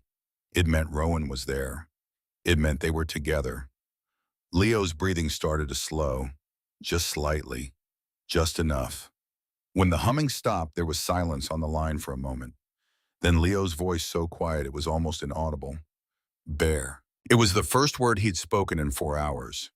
The first word he'd spoken to anyone except Wren in weeks. Officer Morrison looked at the phone, then at the 2 children in the back seat, then at his partner, who was putting Victor Kane in handcuffs 20 feet away. He'd been a cop for 16 years. He'd seen a lot of bad things, a lot of hurt children. But something about this moment, about a 9-year-old boy humming a made-up lullaby through a phone speaker to comfort his terrified 5-year-old brother, while their abuser was being arrested in a gas station parking lot surrounded by bikers. It broke something in him that had been holding together through sheer professionalism. Rowan, he said into the phone, this is Officer Morrison. Your brother and sister are safe. We've got them. Victor Kane is in custody. You understand what I'm saying? They're safe. Thank you. Rowan's voice cracked. Thank you. Can they come back to the school? Can I see them? Morrison looked at Wren. She was nodding frantically. We'll bring them, Morrison said. Give us 30 minutes. He ended the call and looked at the 2 children. Come on, he said. Let's get you back to your brother. While the police were securing Wren and Leo, Investigator Brennan and Detective Keller had arrived at the Kane house on Cedar Brook Lane. The house looked perfect from the outside. Colonial-style, well-maintained lawn flowers in the planters. An American flag hung from the porch. A wooden sign by the door read, Bless this home. 15 Hells Angels stood on the sidewalk across the street. Public property, not interfering, just watching. Brennan walked up the front steps and knocked. No answer. She knocked again, louder. Still nothing. Mrs. Kane, this is Investigator Brennan with Child Protective Services. I need you to open the door. Silence. Detective Keller stepped forward. Mrs. Kane, this is the police. We have a warrant for inspection of the premises. If you don't open this door, in the next 30 seconds, we're coming in. 20 seconds later, the lock clicked. Vanessa Kane opened the door. She changed clothes since leaving the school. Now she wore jeans and a t-shirt. Her hair was pulled back. Her makeup was gone. She looked smaller somehow, less put together, and her eyes were red from crying. This is harassment, she said. Her voice was hoarse. We're good people. We help children. We're Christians. This is persecution. Step aside, please, Brennan said. Vanessa didn't move. Do you have a warrant? Detective Keller held up the paperwork. Emergency removal investigation. We have legal authority to inspect the living conditions of minor children in your care. Step aside or you'll be arrested for obstruction. Vanessa stepped back. They entered the house. The interior matched the exterior. Clean, well-decorated, family photos on the walls. A cross-stitch sampler that read, "As for me and my house, we will serve the Lord." The kitchen was spotless. Granite countertops, stainless steel appliances, fresh flowers in a vase on the table. Where are the children's bedrooms? Brennan asked. Upstairs, Vanessa said. Second door on the right. They went upstairs, found the bedroom. It was perfect. 2 twin beds with matching quilts, posters on the walls, a shelf full of books and toys, everything a foster child could need. Everything a caseworker would look for during an inspection. Brennan pulled out her phone and looked at the photos Carol had sent. Photos of bruises, photos of malnutrition, photos of a child who weighed 52 pounds at age 9. This bedroom didn't match those photos. This is where the children sleep, she asked. Yes, Vanessa said. All 3 of them. Rowan has his own room down the hall. Show me. The second bedroom was equally perfect. Single bed, desk, bookshelf, a poster of the solar system on the wall. Brennan looked at Detective Keller. He was thinking the same thing she was. These rooms were staged. Where do they actually sleep, Mrs. Kane? I just showed you. No, Brennan said. Her voice was ice now. Where do they actually sleep? Not where you told the last investigator they sleep. Where they really sleep. Vanessa's jaw tightened. I don't know what you're implying. I'm implying that these rooms look like they've never been used. There's dust on that bookshelf. The bed in Rowan's room doesn't have sheets. It's a display, Mrs. Kane, so I'll ask you one more time. Where do the children sleep? Those are their rooms. Detective Keller stepped forward. Mrs. Kane, we can do this the easy way or the hard way. The easy way you show us. The hard way we search every inch of this house, and when we find what we're looking for, we add obstruction charges to everything else you're facing. Vanessa stared at him, at Brennan. Her face was pale, her hands shaking. I want my lawyer, she said.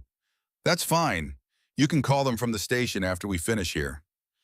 Keller turned to Brennan. Let's search the house. They went through it systematically. Living room, dining room, kitchen, basement. Nothing out of the ordinary. Nothing that matched Rowan's description of where they actually lived. And then Brennan noticed the door. It was at the back of the kitchen next to the pantry. Plain white door with a simple knob. Most people would assume it was a closet, but there was a deadbolt on the outside. Brennan felt her stomach drop. What's through this door? The garage, Vanessa said. Her voice was barely a whisper now. Open it. I don't have the key. Mrs. Kane, open this door right now or I will have the officers break it down. Vanessa's hands were shaking so badly she could barely work the deadbolt. It took her 3 tries to slide it open. When she finally got it, she stepped back. Brennan pushed the door open. The garage was exactly as Rowan had described it. Concrete floor, no insulation. Three thin mattresses arranged in a row against the far wall. No sheets, no blankets. Just bare-stained mattresses that looked like they'd been pulled from a dumpster. A bucket in the corner, a single bare bulb hanging from the ceiling, and on the wall, written in pencil, carved into the drywall in some places, names Caleb W. 2020, Emma R. 2022, Miranda H. 2019, and 7 others going back to 2018. Brennan pulled out her phone and started photographing. Every angle, every detail, the deadbolt, the mattresses, the bucket, the names on the wall. Behind her, Vanessa had started crying. We were going to fix it up. We just hadn't gotten around to it yet. The kids didn't mind. They actually preferred sleeping together. Stop talking, Detective Keller said. Anything you say can and will be used against you in court. I strongly suggest you wait for your lawyer. But Vanessa couldn't stop. The words were pouring out now, a panicked stream of excuses and rationalizations. They're difficult children, traumatized. They need structure. We were helping them. We took them in when nobody else would.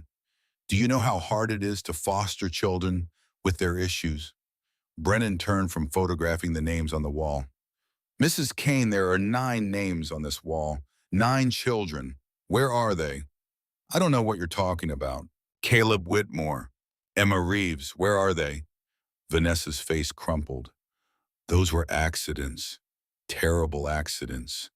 We mourn them. They died in your care and you collected life insurance payouts both times. We didn't. Detective Keller's phone rang. He stepped outside to answer. It came back 60 seconds later. Brennan, we have a problem. My team just pulled the insurance records. There's an active policy on Rowan Cole, $60,000, purchased 6 weeks ago. Effective date is tomorrow. The day before the camping trip. The pieces were falling into place now. Not just abuse, not just neglect. Murder. Premeditated, calculated murder for profit. Caleb had drowned. Insurance payout, $75,000. Emma had fallen. Insurance payout, $120,000. Rowan was supposed to have an accident during a camping trip. Payout, $60,000.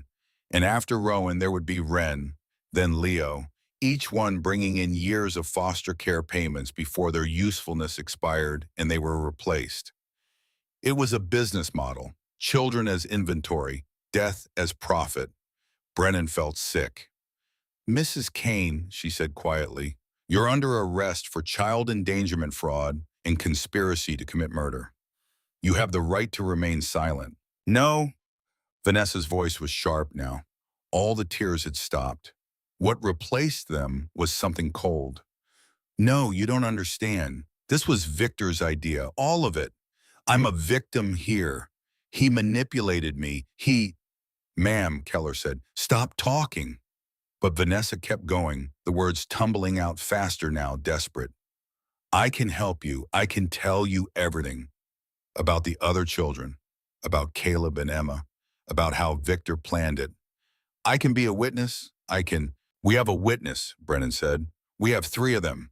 Rowan, Ren, and Leo are alive and they're talking. And unlike you, we believe them. Vanessa's face went white. Keller pulled out handcuffs. Turn around. Wait, please. I have information. I can turn around. The cuffs clicked into place. As Keller led Vanessa out through the kitchen, past the perfect countertops and the flowers in the vase, and the cross-stitch sampler about serving, the Lord Brennan stood in the garage and stared at the names on the wall. 9 children. 9 names carved into drywall by children who knew no one was listening, no one was looking, no one was counting the days until they disappeared. Except someone had been counting. A teacher named Marlo Quinn had counted to 59, and a 9-year-old boy named Rowan Cole had survived long enough to tell the truth. And now finally someone was listening. Brennan pulled out her phone and called her supervisor.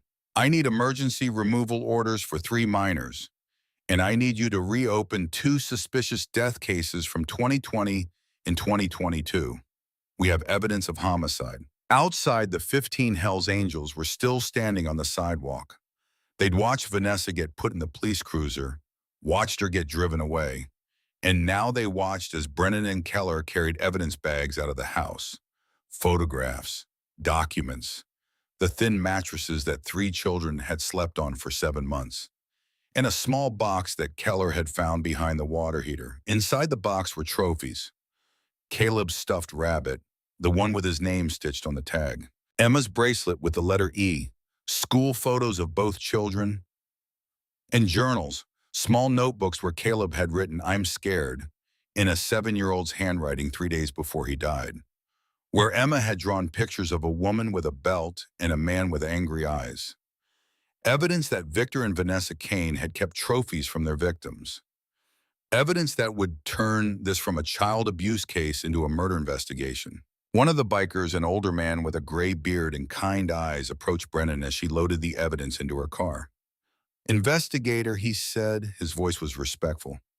"Those 3 kids, where are they going tonight?" "Emergency foster placement. We have a family standing by. Mark and Susan Brady. They're good people. We'd like to post watch outside their house, if that's all right with you." Brennan looked at this man, at the 14 others standing behind him, at the motorcycles lined up along the street. "For how long?" "Until Victor and Vanessa Kane are behind bars and those kids feel safe, however long that takes." "That's not standard procedure."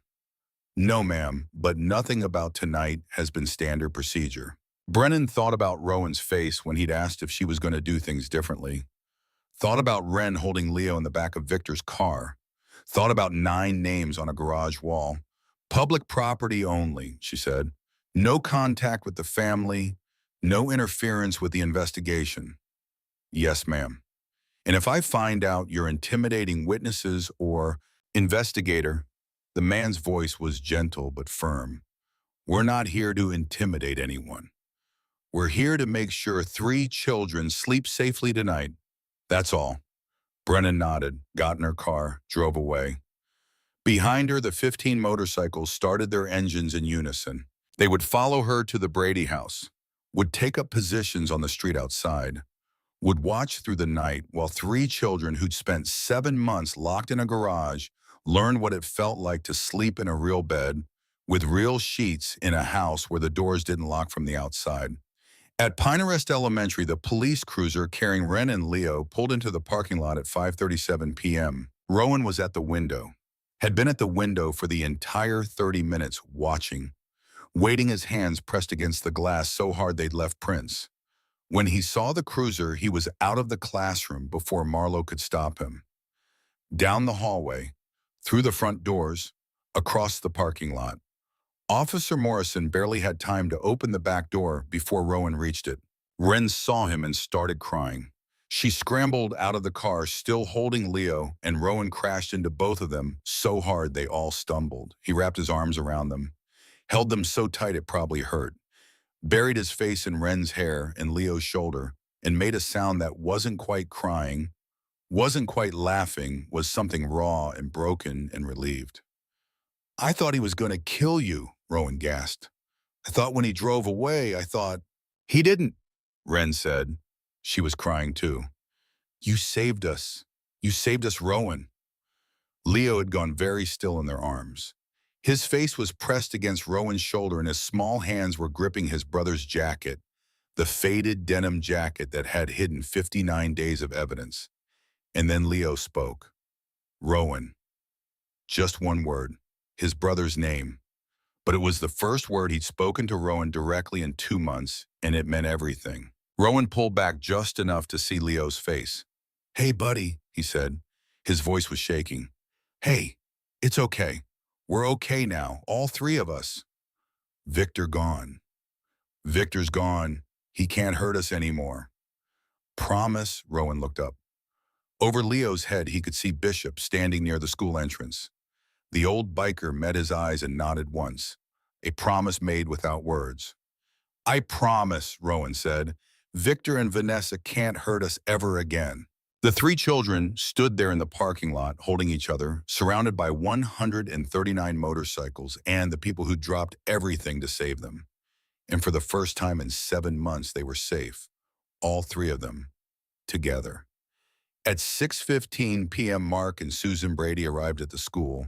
They were in their late 50s, both former teachers, licensed foster parents for 14 years. They'd taken in 23 children over those years, loved them, helped them heal, sent them off to better places when the time came. They'd gotten the call from investigator Brennan an hour ago. Three children, emergency placement, severe trauma, possible long-term placement if things went well. They'd said yes before Brennan finished the description. Now they stood in the classroom doorway looking at three children who were holding each other like they'd drown if they let go. Rowan saw them first, tensed, stepped in front of Ren and Leo instinctively. Susan saw the movement, understood what it meant. "You must be Rowan," she said. Her voice was soft, careful. "I'm Susan Brady. This is my husband, Mark. Investigator Brennan asked if you three could stay with us tonight." Rowan didn't move. "Where?" "Our house. About 20 minutes from here. We have 3 bedrooms made up, but if you want to all sleep in the same room tonight, that's fine too. Whatever makes you feel comfortable." "Are there locks?" Susan understood the question wasn't about security from the outside. "Not on the bedroom doors, sweetheart. You can come and go as you please." "What about food?" Mark stepped forward slowly, carefully, the way you approach a wounded animal. "We stopped at the store on the way here. We have eggs, bacon, bread, milk, fruit, cereal, pasta, chicken, vegetables, snacks. Whatever you're hungry for, we have it. And you can eat as much as you want. There's no limit." Rowan looked at Ren. She looked at Leo. Some silent conversation passed between them, years of reading each other's faces in the dark. "Okay," Rowan said finally, "but we stay together." "All three of you in one room," Susan confirmed. "You can decide later if you want separate rooms. For tonight, you stay together." They gathered their few belongings. Rowan had nothing but the clothes he was wearing and the jacket. Ren had her backpack with the notebook of drawings. Leo had nothing at all. As they headed toward the door, Bishop stopped them. "Rowan," he said, "one thing before you go." He pulled out his phone, showed the boy a photograph. An older man, maybe 35, standing next to a motorcycle, smiling. "This is Jake Miller. He's one of our brothers. He's going to be parked outside the Brady house tonight. Not inside, not watching you, just outside, on the street, making sure nothing bad happens." "Why?" "Because Victor Kane bonded out 40 minutes ago. He's out on bail. He won't come near you. There's a restraining order, and he'd go back to jail instantly. But until he's behind bars for good, we're making sure you're protected." Rowan looked at the photo, at Bishop, at the 139 motorcycles still idling in the parking lot. "You're staying?" he asked. "Even after we leave?" "Some of us, yes. Rotating shifts. 3 or 4 brothers outside the Brady house at all times.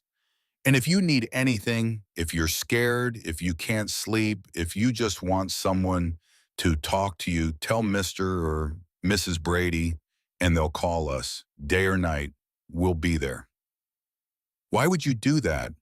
Bishop knelt down, eye level, the way he had when they'd first met 4 hours ago, though it felt like a lifetime. "Because 22 years ago, I couldn't protect my son, but I can protect you, and I will, every day, until you're safe, until you're healed, until you believe deep in your bones that you're not disposable, that you matter, that someone is counting the days and showing up and refusing to look away." Rowan's eyes filled with tears. "Thank you," he whispered. Bishop squeezed his shoulder gently. "Thank you for being brave enough to survive, for protecting your brother and sister, for trusting Miss Quinn. You saved 3 lives today, son. Yours, Ren's, and Leo's. You're a hero." "I don't feel like a hero. I feel tired." "Then go rest. You've earned it." The Bradys led the 3 children out to their car. As they drove away, Rowan looked back through the rear window. 139 bikers stood in formation in the parking lot, watching, waiting, making sure he saw them, making sure he knew they weren't leaving. And as the car turned the corner and the school disappeared from view, Rowan felt something he hadn't felt in 7 months. Safe. The Brady house was small but warm. One-story ranch style with a front porch and a garden that Susan tended in the summers. The lights were on when they pulled up, yellow and welcoming through the windows. And parked on the street, exactly as Bishop had promised, was a motorcycle. The rider, Jake Miller, raised his hand in a simple wave as they passed. Inside, the house smelled like something baking.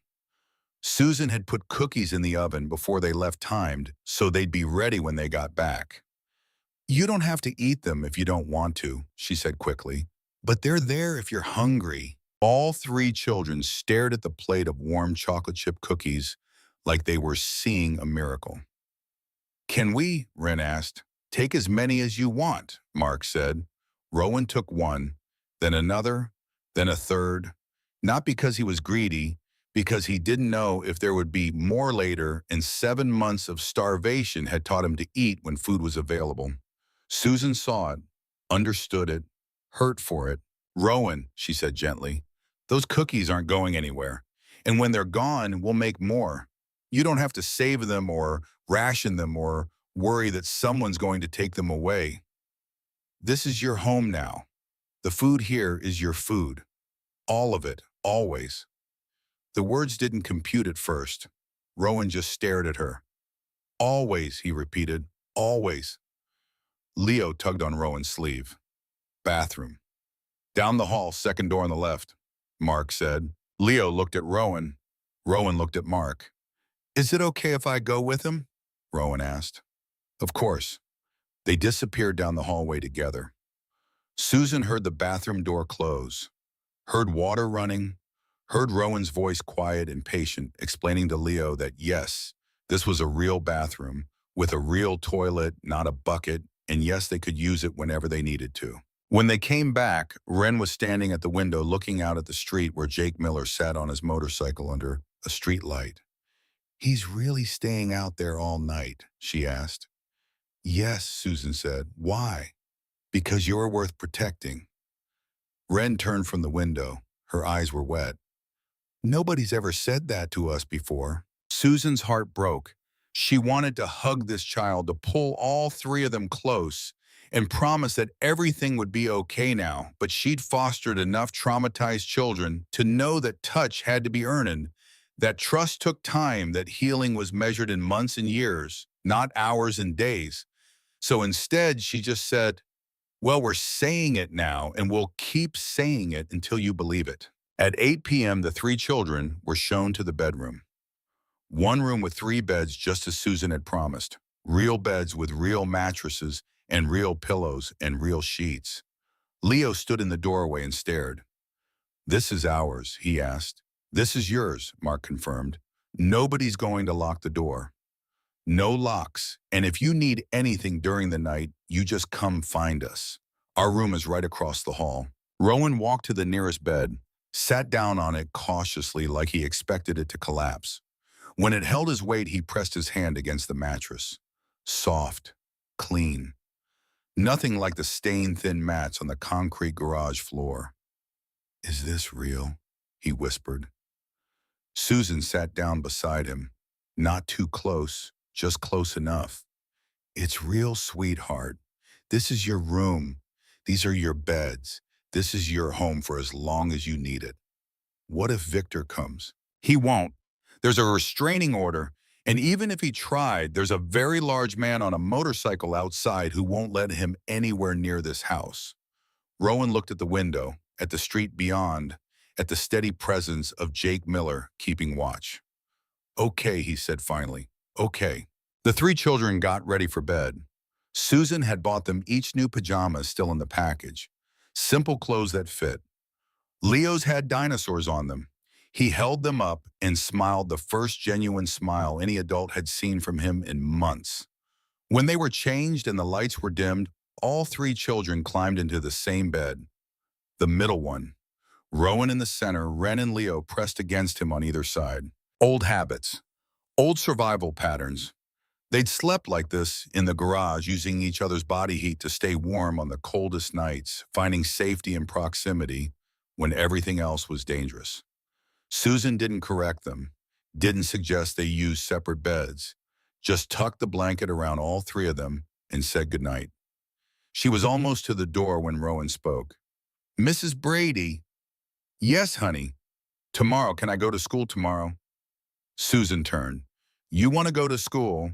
"Miss Quinn's classroom. That's where I felt safe. I don't want to lose that." "You won't lose it, Rowan. Miss Quinn will still be your teacher. You'll go to school tomorrow and every day after that. I promise." "Okay." His voice was getting sleepy now.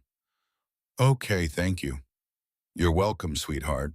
Sleep well." She turned off the light and closed the door most of the way. Not all the way. She'd learned that traumatized children need to see the light from the hallway, need to know they're not locked in, not trapped. In the bedroom, Rowan lay in the dark and listened to the sounds of the house. The hum of the refrigerator, the distant sound of Mark and Susan talking quietly in the kitchen, the tick of a clock somewhere. Normal sounds, safe sounds. He was asleep in 5 minutes. For the first time in 7 months, he slept through the night without waking once. 3 months passed. Summer arrived in Colorado with the kind of heat that made the asphalt shimmer and the mountain peaks shine white against an impossibly blue sky. The kind of weather that should have meant freedom for children, swimming pools and ice cream trucks, and long days with nothing to do but play. For Rowan Cole, summer meant therapy. 3 times a week, he sat in Dr. Rachel Kim's office and talked about things 9-year-olds shouldn't have to know. About hunger and fear and the sound a deadbolt makes when it slides closed from the outside. About learning to sleep with one eye open. About the weight of keeping two younger siblings alive when you're barely alive yourself. Dr. Kim was patient. She had kind eyes and a voice that never pushed, never demanded. She had toys in her office, building blocks, and art supplies, and a sand tray, and she let Rowan choose how to communicate. Some days he talked.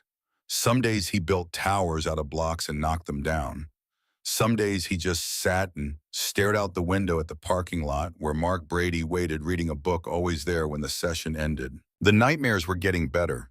Rowan only woke up screaming twice a week now instead of every night. The flashbacks were less frequent.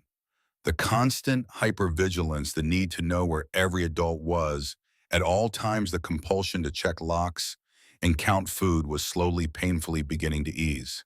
But some things hadn't changed. He still wore the jacket sometimes, the faded blue denim one that Marlo Quinn had counted for 59 days.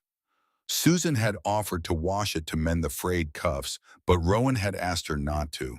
It was his armor, his reminder.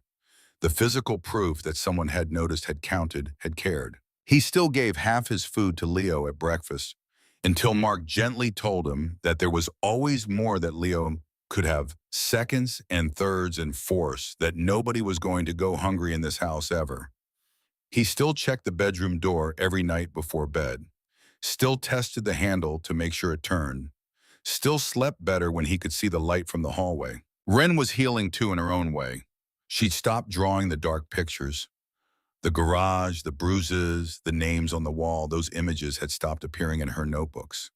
Instead, she drew gardens, bright flowers and butterflies, and trees with birds in the branches. She drew the Brady house with all the lights on. She drew herself and Rowan and Leo holding hands under a sun that took up half the page. Dr. Kim said the art was a good sign.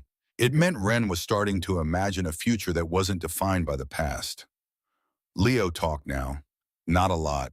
He was still quiet, still shy, still prone to hiding behind Rowan when strangers came near. But he used words, full sentences. He told Susan when he was hungry. He told Mark about the dinosaur book he was reading. He sang along with the radio in the car. And every night before bed, he asked Rowan to sing the bear song. Even though they weren't in the garage anymore, even though they were safe, the song meant something deeper than the words. It meant Rowan was there. It meant they were together. It meant everything was going to be okay. The trial was scheduled for August 15th. Prosecutor Angela Torres had spent 3 months building her case with the kind of meticulous attention that came from personal investment. She told Rowan her story one afternoon in her office about being 9 years old and trying to save a boy named Danny Kane, about testifying against his foster parents, about not being believed because she was just a child and children lie and adults know better, about Danny dying at 11 and Angela spending the next 20 years making sure it never happened again. I became a prosecutor for Danny, she told Rowan, but I'm trying this case with you, for Ren and Leo, for Caleb and Emma, for every child Victor and Vanessa Kane destroyed. Now it was the night before the trial and Rowan couldn't sleep. He lay in bed, his own bed. Now he'd graduated to sleeping separately from Ren and Leo about a month ago and stared at the ceiling. Tomorrow he would have to walk into a courtroom and sit in a witness chair and tell strangers what had been done to him. Tell them about the belt and the bucket and the garage and the hunger. Tell them while Victor and Vanessa sat 20 feet away watching him. The thought made his stomach hurt. There was a soft knock on his door. Rowan, Mark's voice. You awake? Yeah. Mark opened the door. He was in his bathrobe glasses, slightly askew, looking like he'd been woken up by his own worry about this child who'd come to them broken and was slowly, carefully putting himself back together. Can't sleep, Mark asked. Rowan shook his head. Mark sat down on the edge of the bed. You scared about tomorrow? Yeah. That's normal. It's okay to be scared. What if I mess up? What if I forget something important? What if, Rowan's voice cracked, what if they don't believe me? Mark was quiet for a moment. Then he said, Can I tell you something? Something I learned when I was a teacher. Rowan nodded. The truth doesn't need to be perfect to be believed. It just needs to be true. You're not going to be tested on every detail. You're not going to be graded on your performance. You're just going to tell your story. What happened, how it felt, what you saw, and the jury will believe you because the truth has a sound to it that lies don't. Even when it's messy, even when it's incomplete, especially when it comes from a child who has nothing to gain by making it up. But Victor and Vanessa will be there. Yes, but so will we. Susan and I will be in that courtroom. Bishop and Barrett and Marlowe will be there. Dr. Kim will be there. And when you look up from that witness stand and you need to see a friendly face, you'll find one. More than one. You'll be surrounded by people who believe you. Rowan absorbed this, turned it over in his mind. Mr. Brady, can I ask you something? Anything. Do you think Caleb and Emma would be proud of me for testifying? Mark's eyes got wet. He blinked quickly, but not quickly enough. I think they'd be grateful beyond words. I think they'd want you to know that you're doing what they couldn't do. You're speaking for them, giving them a voice, making sure their deaths meant something. I don't want to let them down. You won't. You couldn't. Just by being brave enough to show up tomorrow, you've already honored them more than you know. Rowan was quiet for a long moment. Then will you stay until I fall asleep? Of course. Mark stayed, sat in the chair by Rowan's bed and talked quietly about nothing important. About the baseball game on TV earlier. About the garden Susan was planning for next spring. About how Leo had asked if they could get normal things, safe things, the kind of boring, mundane topics that meant everything to a child who'd spent 7 months in hell. Rowan fell asleep 20 minutes later. Mark stayed for another hour just watching this boy breathe, watching him sleep without nightmares for once. And he made a silent promise to Caleb and Emma and every other child who died in the Kane house.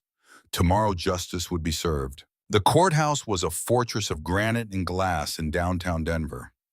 Built in the 1970s, renovated in the early 2000s, it had the kind of institutional weight that made everyone who entered it lower their voice and straighten their posture. Rowan walked up the front steps between Mark and Susan Wren and Leo just behind them. Dr. Kim walked alongside, providing a buffer between the children and the reporters who'd gathered on the sidewalk. Because this case had become news, not just local news, national. The story of three children rescued from a garage by a teacher who counted days in a motorcycle club that showed up when the system failed had captured something in the public consciousness. Cable news had done segments. Podcasts had devoted episodes. Social media had made Rowan's faded blue denim jacket into a symbol. 59 days, someone counted. 139 showed up. The hashtag had gone viral. But walking through that crowd of cameras and microphones and shouted questions, Rowan didn't feel like a symbol. He felt like a 9-year-old boy who wanted to throw up. Susan's hand was on his shoulder, steady and warm. Almost there, sweetheart. Just keep walking. Don't look at them. Look at me. He looked at her kind face and her gray hair and her eyes that had never once looked at him with anything but compassion. They made it through the doors, through security, down the hallway to courtroom 4C, and there waiting outside the courtroom was an army. Bishop stood at the center wearing a suit instead of his leather vest for the first time Rowan had ever seen. He looked strange in it, uncomfortable, but his presence was the same solid, immovable, a mountain in human form. Around him stood 30 Hells Angels members. They'd all worn suits, too. Some of them looked more natural in formal wear than others. But all of them had shown up because when one of their own, and Rowan was one of them, now had been since the day he showed his bruises to Marlo. Quinn needed support, you showed up. Marlo was there too, wearing a navy dress and the kind of nervous energy that came from knowing you were going to testify. Barrett stood beside her, one hand on her shoulder, grounding her the same way she'd grounded Rowan 59 days ago. Ledger was there with his laptop, ready to provide financial testimony. Echo was there with his recordings and research. Doc Miller was there along with Carol, the school nurse. And in the front row of the gallery, Miranda Hayes sat with her hands folded in her lap and her eyes fixed straight ahead. 20 years old now, a survivor, ready to tell her story. When Rowan entered, Bishop stepped forward.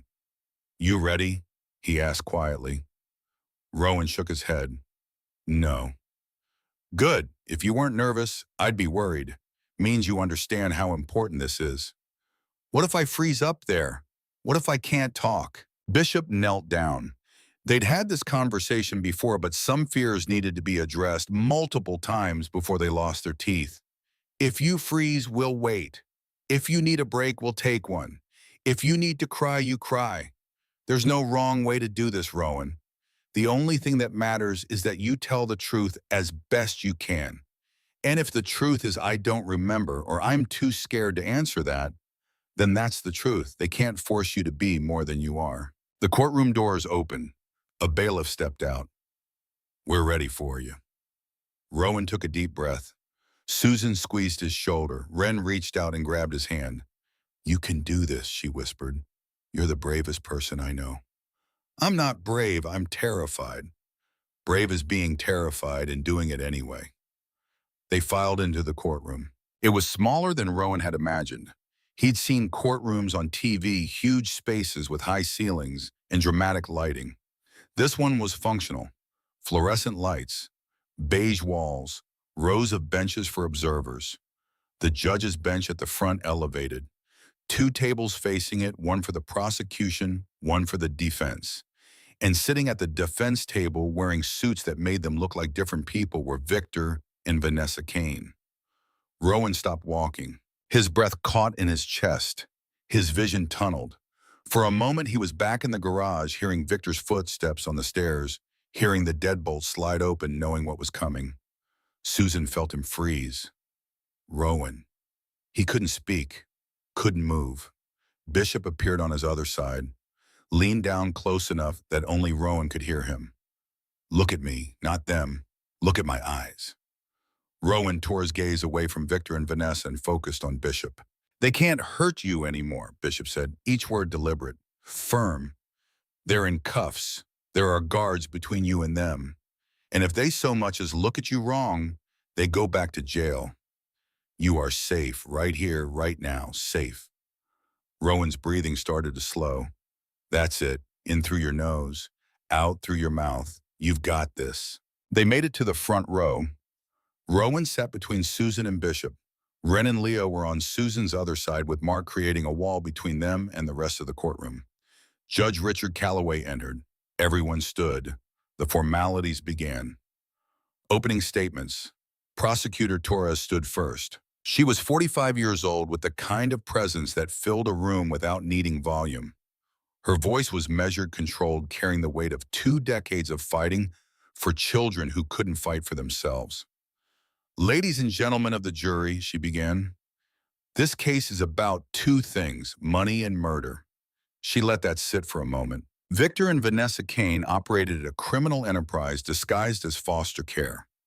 Over 6 years, they collected $680,000 in state funds, meant to feed, clothe, and shelter 14 vulnerable children. They spent $31,000. They pocketed the rest. Torres pulled up a chart on the screen. The jury could see the numbers. The stark contrast between money received and money spent. But the money was just the beginning, because Victor and Vanessa Kane discovered something profitable.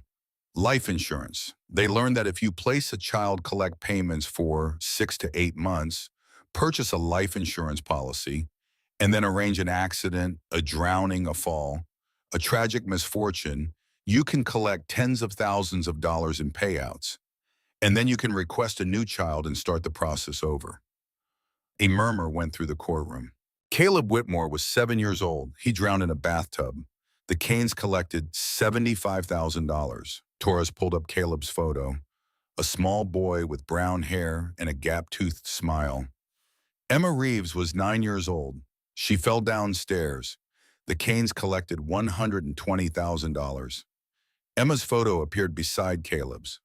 Long hair, bright eyes, alive in a way that made her death feel impossibly cruel. And 6 weeks before their arrest, Victor Kane purchased a $60,000 life insurance policy on 9-year-old Rowan Cole.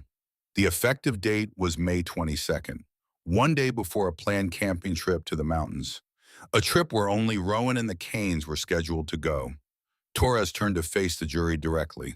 The state will prove that these were not accidents. These were not cases of overwhelmed foster parents making mistakes. This was systematic, calculated murder for profit. And Rowan Cole is alive today only because a teacher started counting days and a community refused to look away. She sat down. The defense attorney stood next. His name was Robert Marsh, and he had the kind of expensive suit and practiced sincerity that came from 30 years of defending people who could afford his retainer. Ladies and gentlemen, you've just heard a compelling story, a horrifying story. But that's all it is, a story. The prosecution wants you to believe that my clients are monsters, that they systematically murdered children for insurance money. But where's the proof? Where are the witnesses to these alleged murders?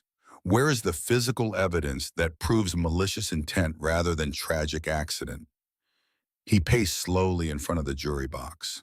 What you will see in this trial is evidence of two people who dedicated their lives to helping troubled children. Children that nobody else wanted, children with behavioral issues, trauma histories, attachment disorders, children who require enormous patience and resources to care for. Were Victor and Vanessa Kane perfect? No. Did they make mistakes? Yes. Did they sometimes struggle to manage extremely difficult children? Absolutely. But struggling is not the same as abusing, and tragedy is not the same as murder. He looked at the jury with practiced sympathy.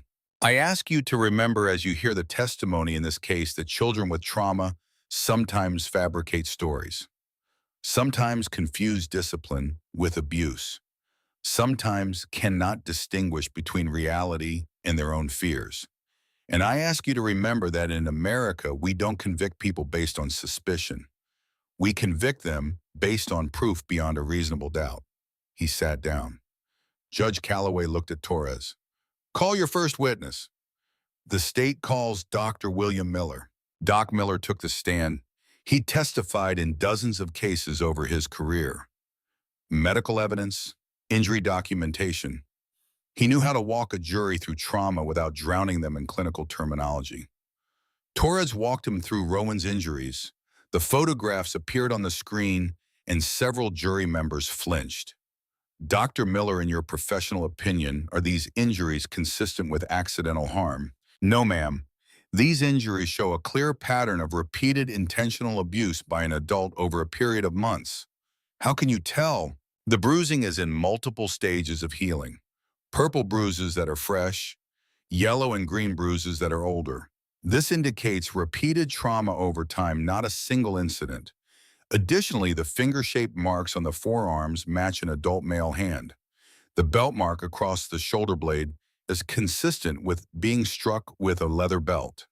And the partially healed rib fracture shows impact trauma that was never medically treated. In your experience, could a child self-inflict these injuries? No, the pattern, location, and severity are inconsistent with self-harm. The defense attorney cross-examined, tried to suggest that Rowan might have gotten the injuries from fights with other children from playing too rough from falls. Doc shut it down methodically. Sir, I've treated pediatric trauma for 35 years. These are not playground injuries. These are the injuries of a child being systematically beaten by an adult. Next came Carol, the nurse. She walked the jury through her documentation. The weight chart showing Rowan's decline from October to May, the measurements of the bruises, the photographic evidence with rulers for scale. Then Ledger took the stand. For 4 hours, he walked the jury through the financial evidence, bank statements, credit card transactions, foster care payment records, insurance policies. Mr. Collins, can you summarize the financial activity you uncovered? Ledger adjusted his glasses. Over 6 years, the Canes received $680,000 in foster care payments. They spent approximately $31,000 on actual child care expenses, food, clothing, basic necessities. The remaining $649,000 went to personal expenses, home renovations, vehicle purchases, luxury items, and the insurance policies. 3 total, one on Caleb Whitmore for $75,000, one on Emma Reeves for $120,000, one on Rowan Cole for $60,000. All 3 policies were purchased within 30 days of each child's placement with the Canes. All 3 listed Victor and Vanessa as beneficiaries. What's significant about that timing? Most foster parents don't purchase life insurance on children immediately upon placement. The fact that the Canes did so consistently and that 2 of those children died under suspicious circumstances resulting in payouts establishes a pattern. And in your professional opinion, having investigated financial crimes for 22 years, how would you characterize this pattern? This is a criminal enterprise structured around the exploitation and disposal of foster children for financial gain. The defense tried to poke holes, suggested the insurance was just responsible planning, that the spending patterns were normal for a middle-class family. Ledger didn't budge. Sir, responsible foster parents don't profit $600,000 while feeding children rice and crackers. And they certainly don't purchase $60,000 life insurance policies on 9-year-olds one day before taking them on isolated camping trips. Day 2 of the trial brought Miranda Hayes to the stand. She walked to the witness chair with her shoulders back and her head high. 20 years old, survivor. Ready to speak the truth, she'd been silenced. From speaking at 12, Torres approached gently. Miss Hayes, can you tell the jury about your time with Victor and Vanessa Kane? Miranda took a breath. I was placed with them in January 2019. I was 12 years old. I stayed for 11 months. Where did you sleep? The garage. There was a deadbolt on the outside of the door. Victor locked it every night at 10 p.m. There were mattresses on the concrete floor, no sheets, no heat. There was a bucket in the corner for bathroom needs. The jury was riveted. This was the first direct testimony about the garage, about the conditions these children had lived in. Were you physically abused? Yes. Victor used his belt when we made mistakes. Vanessa held us down so we couldn't fight back. Did you report this abuse? Twice. I told my caseworker twice. She wrote in my file that I had a history of fabrication, that I was making up stories for attention. She said troubled children sometimes do that. Miranda's voice was steady, but her hands were clenched in her lap. Why didn't you report it again after you aged out of the system? Because at 12 years old, I learned that my truth didn't matter, that adults would always believe other adults over children, that speaking up just made things worse. She looked directly at the jury. I'm testifying now because Rowan Cole is 9 years old and he told the truth and someone finally believed him. And because Caleb was 7 and Emma was 9 and they told the truth too, and nobody listened, and now they're dead. There wasn't a sound in the courtroom. I'm here because my silence lets this continue, and I'm done being silent. The defense tried to discredit her, brought up her file, the notes about fabrication, suggested she was an unreliable narrator with a history of lying. Miranda looked at the defense attorney with eyes that had seen too much. Sir, I didn't lie then and I'm not lying now. I was a 12-year-old girl telling the truth about being abused. The adults chose not to believe me. That's on them, not me. Then it was time for Rowan. The bailiff called his name. The state calls Rowan Cole. Rowan stood. His legs felt like water. Susan squeezed his hand one last time. Bishop gave him a single nod. He walked to the witness stand. The bailiff held out a Bible. Do you swear to tell the truth, the whole truth, and nothing but the truth? I do. His voice came out smaller than he'd intended. A 9-year-old's voice in a room full of adults who would decide his fate and the fate of the people who tortured him. He sat down. The chair was too big. His feet didn't touch the floor. Judge Calloway noticed and had the bailiff bring over a box for him to rest his feet on. Torres approached slowly, kindly. Rowan, I know this is scary. If you need a break at any time, you just let me know. Okay. He nodded. Can you tell the jury your name and age? Rowan Cole, I'm 9, almost 10. And do you know why you're here today? To tell the truth about Victor and Vanessa Kane. Are you afraid of them? Rowan looked at the defense table. Victor was staring straight ahead, face blank. Vanessa had tears on her cheeks, but they looked practiced. Performed. Yes, Rowan said. I'm afraid of them. That's okay. Being afraid is normal. Can you tell the jury where you lived before you came to stay with Mark and Susan Brady? With Victor and Vanessa Kane on Cedar Brook Lane. And where did you sleep in that house? The garage. Can you describe the garage for us? Rowan's hands were shaking. He gripped the arms of the chair. It was concrete, cold. There were 3 mattresses on the floor for me and Ren and Leo. No sheets, no blankets. There was a bucket in the corner for when we needed to use the bathroom at night. And there was a dead bolt on the outside of the door. Victor locked it every night at 10. What happened if you needed to use the bathroom during the night? We used the bucket, all 3 of us. A female juror put her hand over her mouth. Were you fed regular meals? No, ma'am. Vanessa gave us leftovers. Sometimes rice, sometimes crackers. Most days I didn't eat until lunch at school.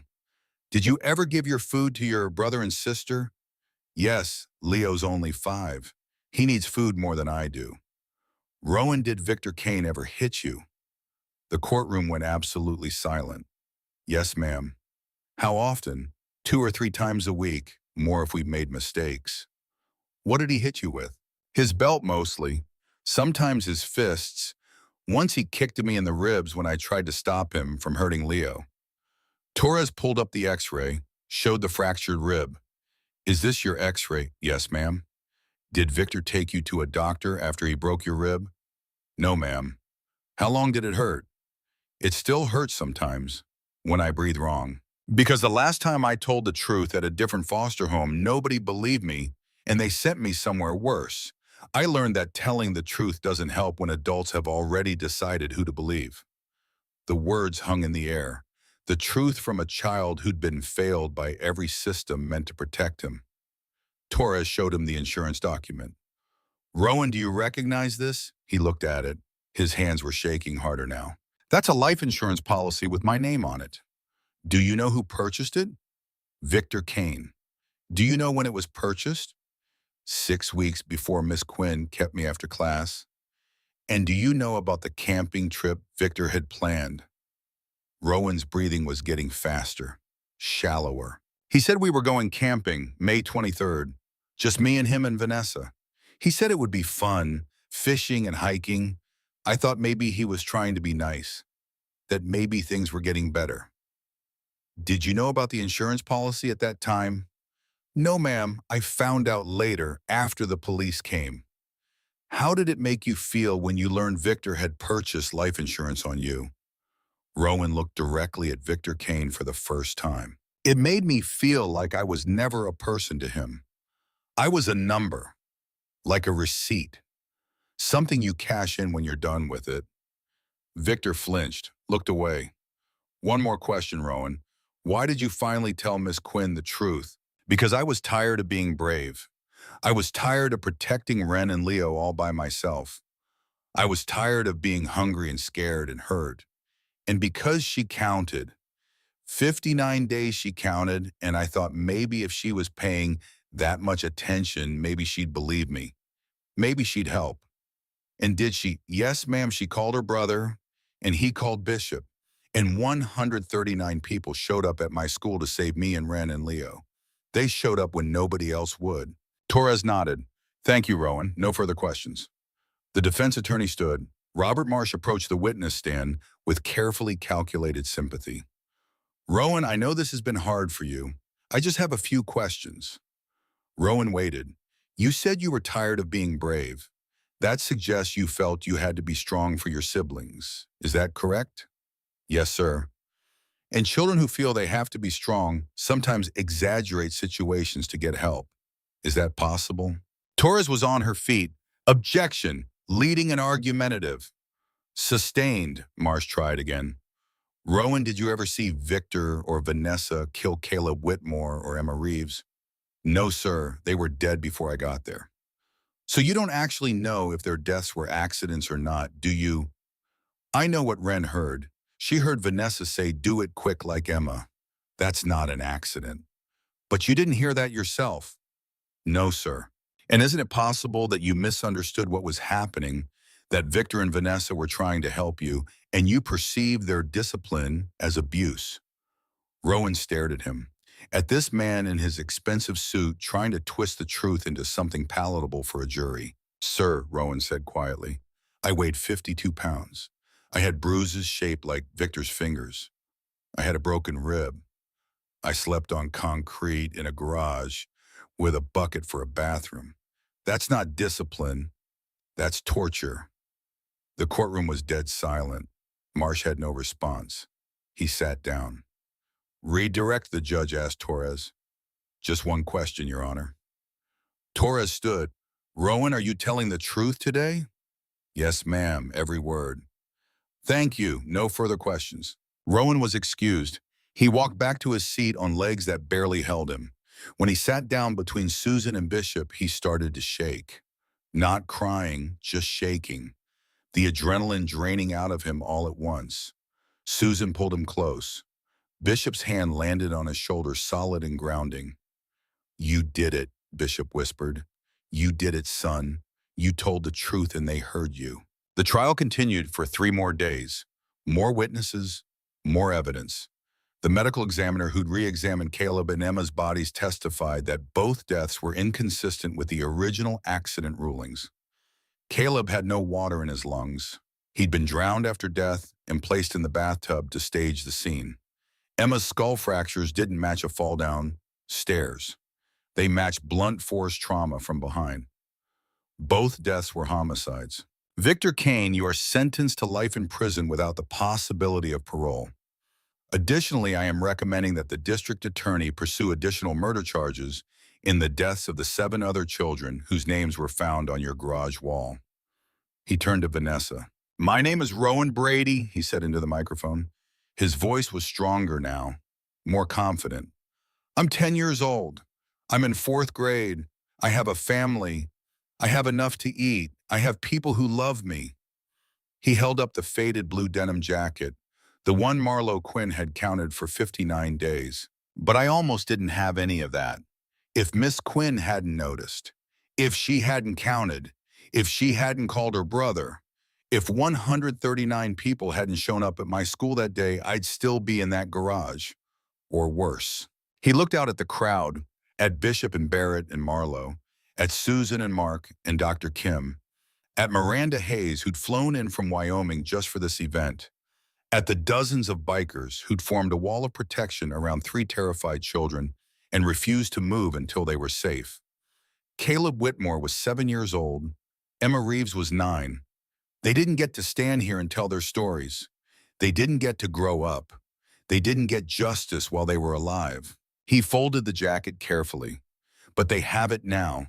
Victor and Vanessa Kane are in prison for the rest of their lives. And everyone who sees this jacket in the museum will know that someone counted. Someone showed up. Someone refused to look away. He held the jacket up one more time. You don't need a motorcycle to save someone. You don't need 100 friends. You just need eyes that see, a voice that speaks, and the courage to say something is wrong even when everyone else pretends everything is fine. The room was silent except for the sound of people crying. Miss Quinn counted 59 days. 139 people showed up. 2 monsters stopped. 3 children saved. That's all it took. He stepped down from the stage. Bishop met him at the bottom, pulled him into a hug that smelled like leather and motor oil and safety. Danny would be proud of you, Bishop whispered. So damn proud. I wish I could have saved him too. You did, son. Every time you tell your story, every time someone hears it and decides to count, to notice, to speak up, you save another Danny, you save another Caleb, another Emma.